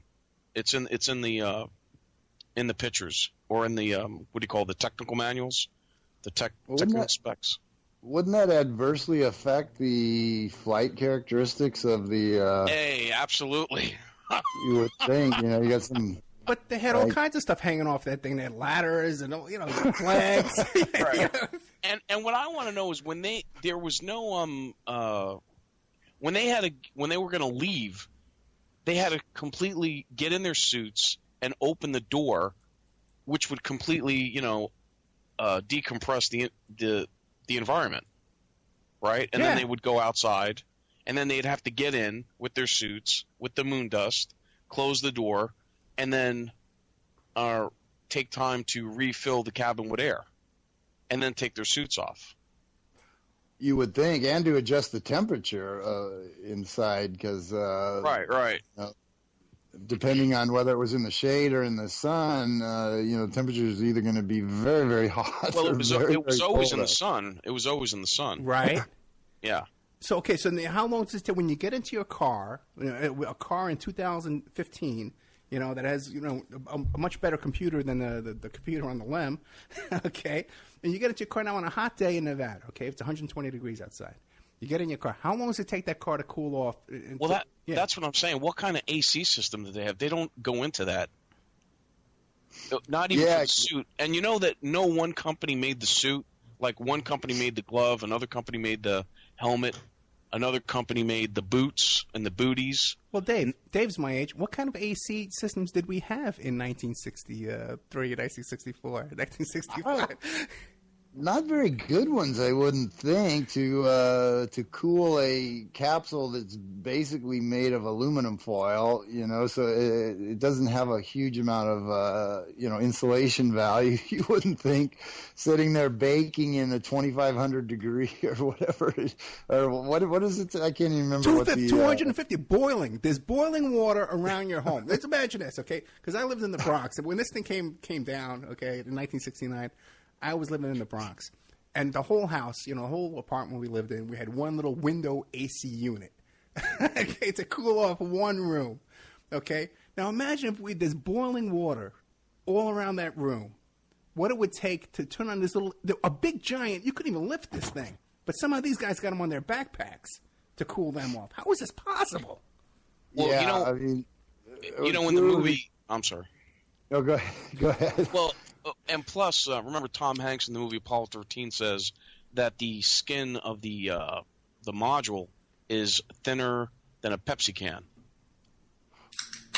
Yeah. They said that. There are reports, published reports of that workers had to be very careful when they were working on the interiors of these, because if they dropped a tool, it could literally just pierce its way right through the skin of this capsule. So, how well insulated can that thing be sitting in the blazing sun at, some ungodly temperature? And how much power, how many batteries would be required just to keep the AC system running constantly for the entire time that they were there, And recharging their backpacks. It's just ridiculous. Well, I'm sorry. No, go ahead. Well, I was going to have you guys ever read Jay Weidner's or Jay Weidner's work on that? On Kubrick faking the moon landing? I think I've read some of it. I haven't, not in depth. I know he's kind of like the go-to guy on that. Yeah, his theory is that during the making of 2001: A Space Odyssey from 1964 to 1968, while they were that movie took 4 years to make, and while he's saying that while they were making that movie, there's moon shots in that movie and moon scenes in that movie, that while he was making that movie, he was simultaneously in those studios faking all the moon landings, the studio shots for the moon landings. Again, I mean, it all makes sense, the timeline and the technology that he was working with, and various other events in his life and symbolism in the movies and whatnot. It's certainly, whether we can ever say with certainty, is another question entirely. But it certainly the pieces seem to fit together pretty well. Yeah. They would need like a real serious film. But then again, if they had this guy with this kind of talent like Kubrick, why these crappy videos and stuff? And all the shadows, like real serious photographers have examined these shadows and stuff like that. So, and that's a big debate. People say, well, okay, well, you look for, and so then people look on the internet, well, let me look for the shadows and figure it out. But real serious guys have looked at every single photograph, in order, the way these astronauts took the pictures, and have examined the shadows and the lighting, the backlighting. There's one image of an astronaut where the sun is at his back. There's no doubt about that. So his whole front of his face should be black, dark. But it's well lit in the front as well, and these are impossible. Yeah, yeah. A lot of the pictures show evidence of supplemental lighting. Right. Because this was a very, very harsh lighting, circumstances, to say the least. Which would have, again, made photography very, very difficult. The contrasts were just beyond anything that we experience here on Earth. This is a land of extremes. It's either pitch black or blinding light. It's either boiling hot or freezing cold. So it's there's just so many questions raised by so many aspects of the whole thing, and it's hopefully more and more people will ultimately wake up to just how many parts of the story just don't add up at all. But how many people spend the time to really look at all these various issues and really think for themselves and think logically and even try and figure it out? Because like I said, I remember as a kid, when when the thing was landing in the water, I remember when that thing crash landed in the water, the splash landing, and they were looking for it. I was a kid. I wanted to see them, come out, and, oh, hey, look, let's clap. But it took so long, I went out to play, and I came back in, and they still hadn't found this thing. And I said, how could they not find it? But the ocean's big. But so the moon is big. The space is big. It's just crazy. Yeah, I mean, there's just no way that such, evenly exposed photographs could be taken in that kind of a hostile environment. As you said, the things that are in shadow should be absolutely black, and things that are not should be just very, very bright. And in picture after picture, we can see details in shadows that just absolutely should not be there without supplemental lighting. And obviously, there's no supplemental lighting available on the moon. You have one and only one light source, that shines in one and only one direction. Well, not really, no, because there was Earthlight too, as well. There was Earthlight hitting the moon, the reflection from the sun on the Earth to the moon, which was very bright. Because when you see inside one of the capsules one time, they have the Earthlight shining through the capsule. So Earthlight is way more brighter than moonlight. So anyway, that's okay. Yeah, I can buy that. Yeah. Can I say something about that? Yeah, go ahead. When you see the Earth from when they're on the moon, okay, the Earth is the size of the moon from and the Earth would have been. Think about it. The Earth is bigger than the Moon. So they made a mistake. The Earth should have been like 3 times or 6 times bigger. See what I'm saying? Yeah. When they were on the Moon, they're looking at Earth, and it's the size of the Moon from like they're looking at the Moon from Earth. Right. So they messed up.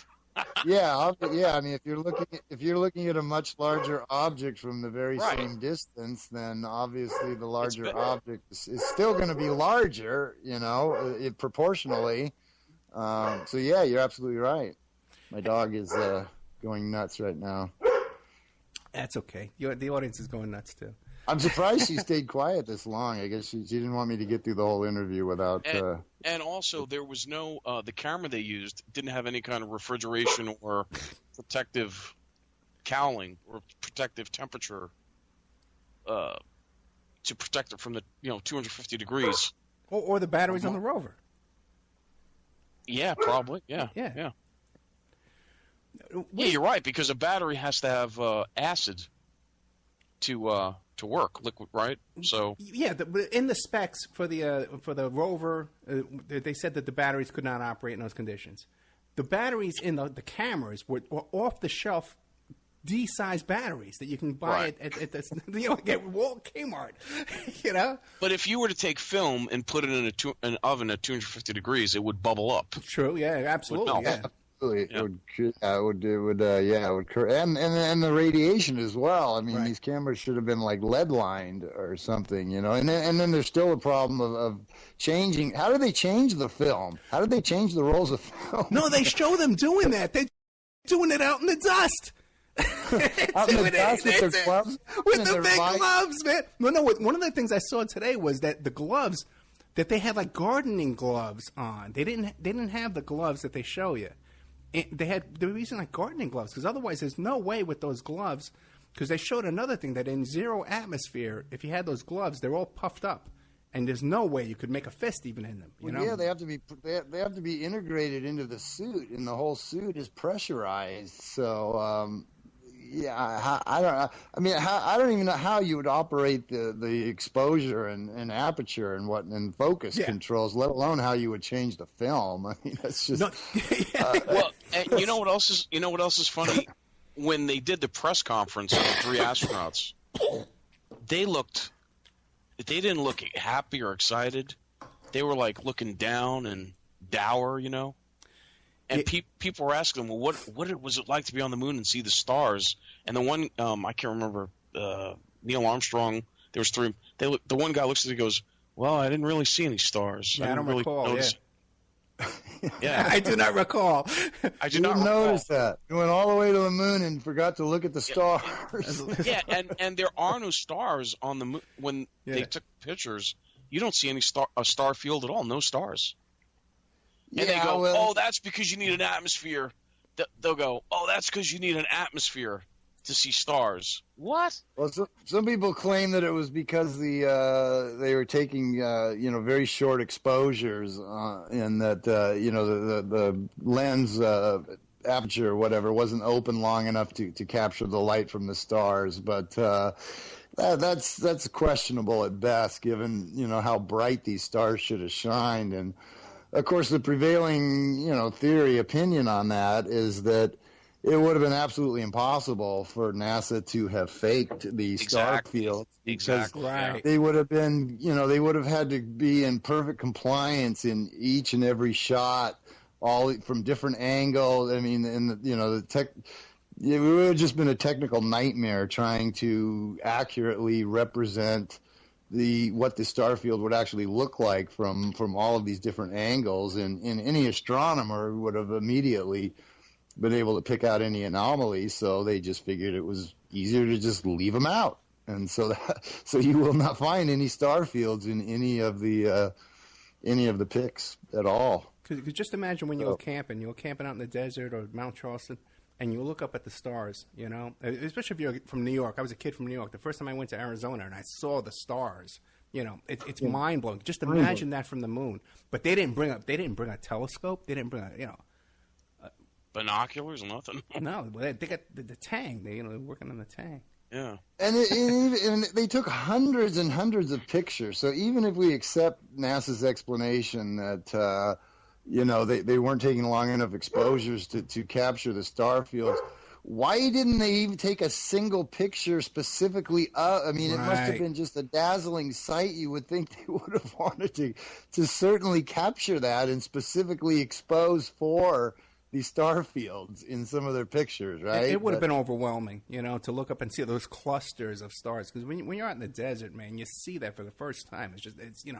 It's not like the sky. You're not gonna turn your camera up there and take some pictures of that. I mean, come on, that's just.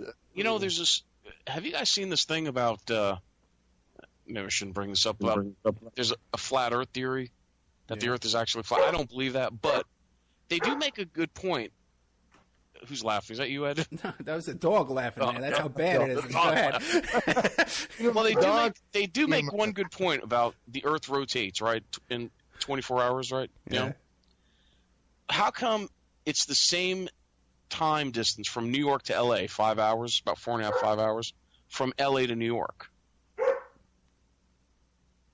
If the Earth is rotating, right?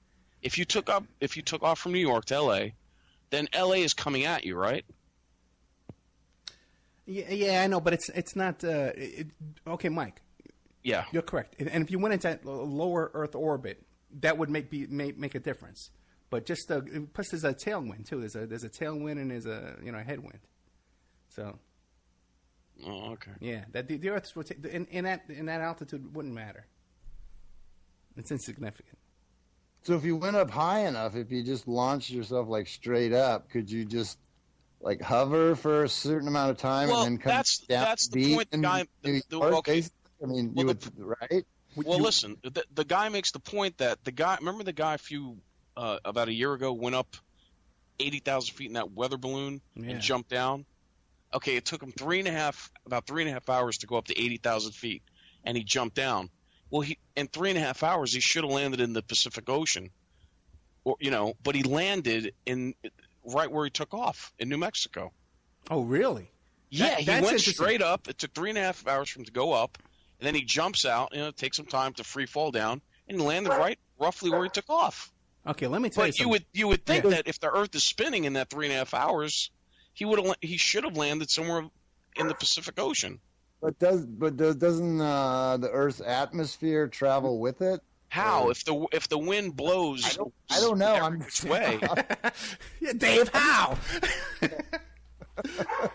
You want to know what, man? One time, and this is stuck in my head forever. Okay, I saw John Travolta when he was a kid, and he was talking about how he was taking flying lessons. This is way back. Welcome Back, Kotter, Boy in the Bubble time. Okay, when he was really young. And he was talking about taking flying lessons, and he would love to fly. And he was talking about how we should be able to fly aircraft into lower Earth orbit, and the rotation of the Earth would make us get to the other end of the country, the other end of the world, in a couple hours. We could fly to Australia in a couple hours. I think it was on Johnny Carson. And Johnny Carson said to him, well, John, if you know this, don't these people, they know this? I think he might even have said NASA. He says, don't they know this? And Travolta says, yeah, they should. And I've been looking for that video on YouTube. I could never find it. It was a fascinating explanation of how we should be able to fly into lower Earth orbit, and as the Earth rotates, wind up in Australia like in an hour. Yeah. I hadn't heard that before, but if Vinnie Barbarino said it, then. Well, you know what? The guy has a 747 in his driveway. Yeah, he flies all the time. Yeah. Harrison Ford. Did you hear that Harrison Ford just crashed his plane yesterday here on a golf course by Santa Monica or something? And did you notice how they said he was flying solo, Han Solo? And he apparently walked away virtually unharmed, which was pretty amazing. Yeah, he's okay. He's in okay. 70 years old. They said he's been flying for 20 years, so he learned how to fly when he was in the 50s. There's still hope for us, Dave. I guess so. Yeah. Well, I just took up guitar 4 months ago as my midlife crisis, so we'll see how that goes. Okay, all right. I Well, I can't afford to get a pilot's license. I got to lower my sights a little bit. Yeah. And Ed, the other thing about the astronauts, none of them really parlayed that into. Oh, there you go, right. parlay. Okay. Like you never really saw any of them on Johnny Carson or any of the late shows or the talks, the talk show circuits like Mike Douglas or Dick Cavett. Yeah. Yeah, I was too young to really. There was a lot of talk shows back in those days, though, that I'd forgotten about. Yeah, Mike Douglas. I mean, Dinah Shore had a big one during the day. She was kind of the Oprah Winfrey of her time. Yeah, that's what I'm saying. They never really promoted themselves or wrote books. No, they wrote some books. And they all seem to be living very well. Because that guy that goes around interviewing them and kind of ambushes them, says, "Hey, put your hand on the Bible." That guy, right. Yeah. Wow. Yeah. Yeah, they got punched in the nose, yeah. Oh. Well, he was being a jerk to him. I mean... Well, I'd like to see the unedited versions of those interviews, because if he was being a jerk on the parts that he puts out, I can imagine what caused them to kick him out of their house, But you're right, you would think these guys, these astronauts, did they kind of... This guy just showed up off the street, wants to do an interview with him. They says, yeah, come on in. Well, he ambushes them at resorts where they're one of these talks. guys invited him into his home. The one that they allege works for the CIA, and his son said, "Hey, maybe we should get the CIA to come out here and wax him." Did you guys see that? No, what did he say? Would you say the CIA to what? Dad, maybe we should call the CIA to come out and wax him. Whoa. I missed that one. Holy cow. Dave, what do you think? When you see these press conferences, do you think that they were like brainwashed or hypnotized, or you think they're just in on it?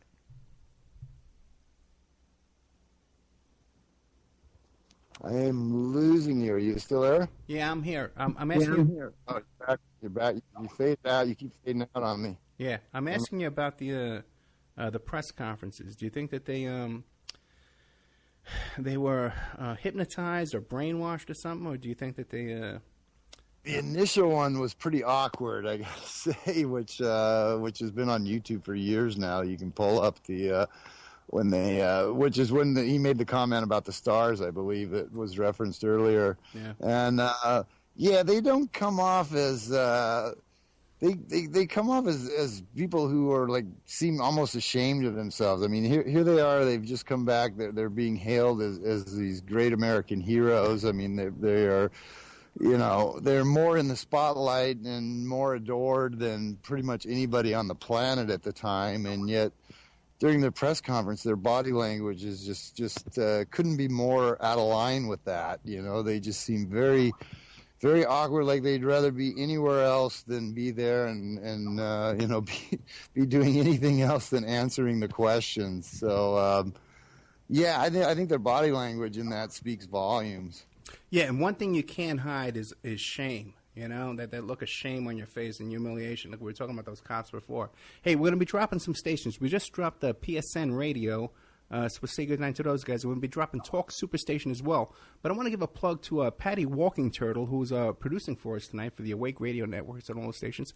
And Saturday at 3 p.m. CST Central Time, Where the Wild Things Grow on Awake Radio Network. Mondays 4 p.m. Turtle Talk with Walking Turtle and Barbara Three Crow on Scottish Sovereigns on the Land and Awake Radio Network. So all those shows, you can catch Patty Walking Turtle, who is a real saint and helps us out with producing our show and stuff like that. And very fascinating shows that she does on these different stations.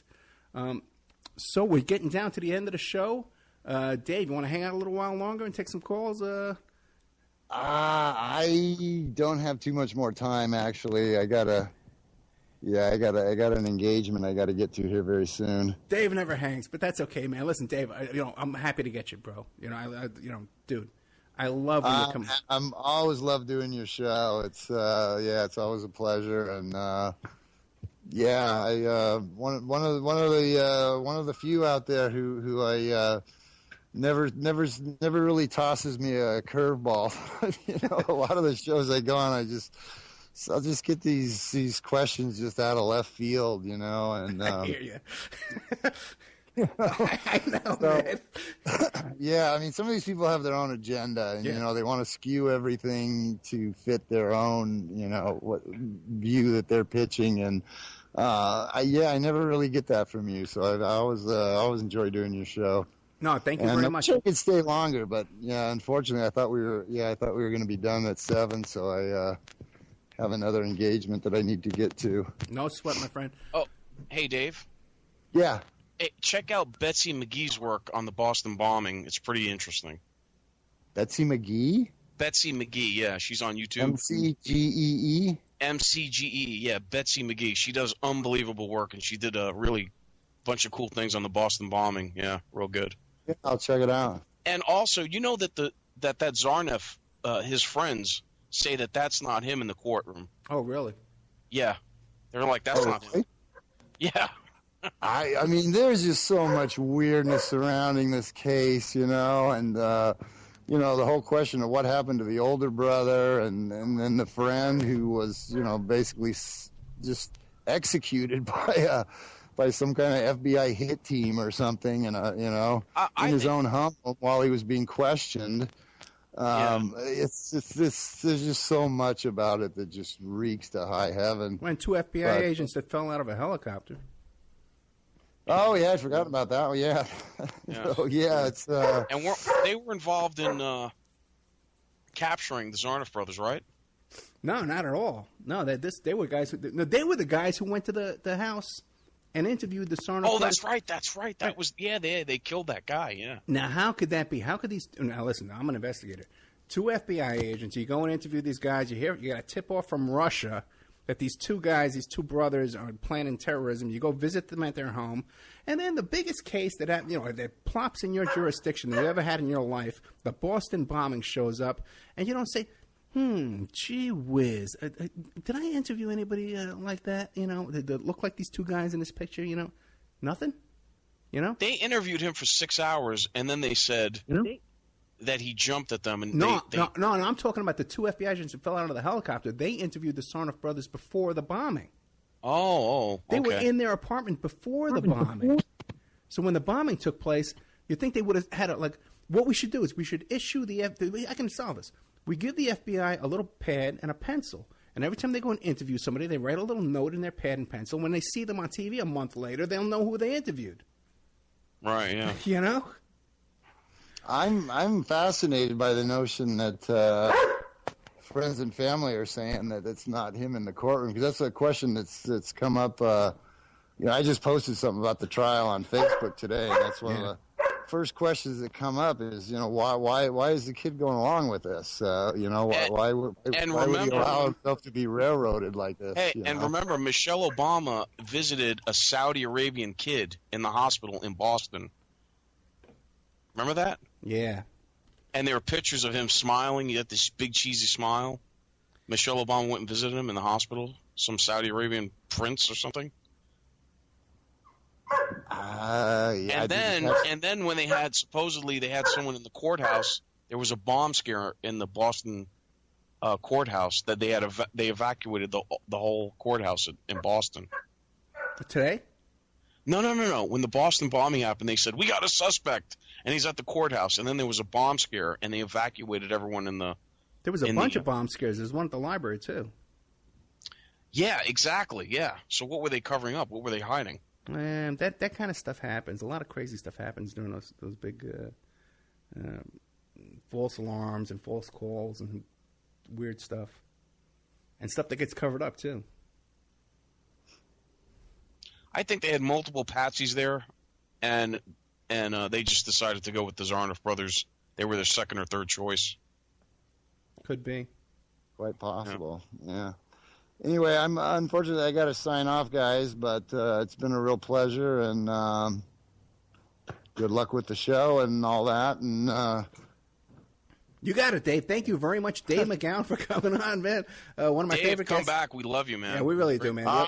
Anytime. I'd love to do the show. Yeah, it's always a pleasure. So, I will. We will talk again soon, and you guys have a good weekend. Good night, brother. All right. Bye. Dave McGowan, author of Weird Scenes Inside the Canyon, Program to Kill, and Understanding the F Word, which is fascism. You got to understand Dave's work on Program to Kill is a fascinating book where he examines all the famous serial killing murders, that went, all the big famous serial killing cases. And he's found a thread through all of them, that he sees that involves, the media, satanic cults, and police involvement, FBI cover-ups, all kinds of stuff. You'll never look at those cases the same way again after reading that book. And there's a YouTube series. If you go on YouTube and just Google Program to Kill, you'll find a series that's based on those books. Dave's not involved in that. But once you watch that, it's almost word for word from the book. There's some stuff added in by the authors of the... it's like 15 hours long. So it's a whole day's or a couple of days research looking into that. Dave McGowan also has several Facebook pages that are devoted to his work. Center for an Informed America is one. Another one is Weird Scenes Inside the Canyon. And then there's several that are called Dave McGowan discussion groups that people just discuss his work and stuff like that and all his different opinions. So Dave's a fascinating guy, and he's a really good guest to have on, and I love his work, and I definitely promote it every chance I get. So if you want to call in with some comments and remarks, we'll take your calls at 702-605-4894, or you can Skype in at ed.opperman. Maybe we'll take a little break, and we'll come back, take a nice little commercial break for 5 minutes, and we'll come back with more of the Opperman Report. You're looking for essential oils, stop by and check out Essentially Tammy on Facebook. She is Young Living Essential Oils Independent Distributor. These 100% therapeutic grade oils help support the body's natural functions. You can click on her website posted on Essentially Tammy, that's T-A-M-I, to see the current deals and check out the benefits of oils such as frankincense, joy, valor, lemon, beeves, panaway, and many more. Email Jocko Tammy, that's Jocatami @yahoo.com, or call 352-239-8546. That's 352-239-8546.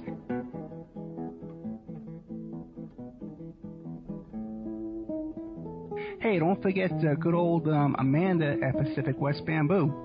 Pacific West Bamboo, 503-839-8126. You can reach her at demroots@oppermail.com. Pacific West Bamboo, your number one source for timber, construction, and craft-grade bamboo poles, plants, products, and more. They specialize in eco-friendly reclaimed wood products for the home and garden. They're located in Portland, Oregon, servicing the Northwest for over 10 years. They can be reached at 503-839-8126. That's 503-839-8126. Her Facebook page is Pacific West Bamboo. They can and do ship nationwide, and they're currently getting a new line of bamboo flooring, veneers, and laminates made from Guadawa bamboo, one of the world's strongest bamboos, grown and produced and manufactured in Central America using only economically and environmentally friendly practices and standards.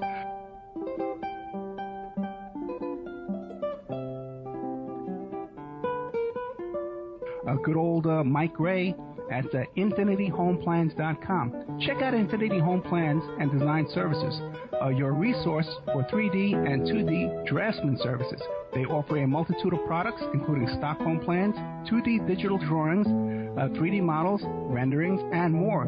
That's infinityhomeplans.com.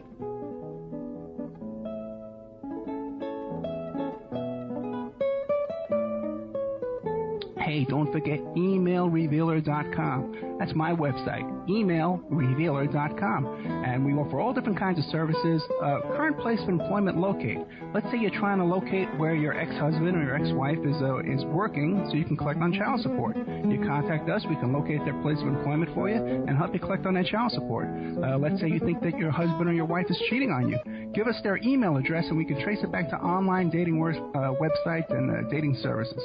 So we have a multitude of services on emailrevealer.com.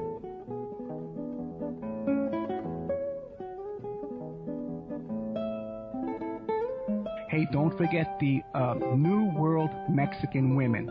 Okay, and I just Google New World Mexican Women. You can find their book where they first describe their love letters to their men and their sons and their uncles and their brothers who have traveled from South America to North America to work as migrant workers. But the women down in this town, they're in Guerrero, Mexico, they want their men to come back. So they've written these beautiful love letters, and they've put them all in this beautiful coffee table book. First, the letters are written in Spanish, handwritten. You can see pictures of the people writing the books. And then it comes on after that, and it's typewritten in English. And then also, too, the second half of the book is teaching you how to make authentic Mexican jewelry from these New World Mexican women. You can find their book on Lulu.com. It's only $19, or you can download the digital edition for free. That's New World Mexican Women, and it's a two-part book where first part is the love letters, and the second part is the making the handmade jewelry, the authentic Mexican jewelry. But you can also contact them too as well if you want to get a deal on wholesale jewelry from Mexico from these women.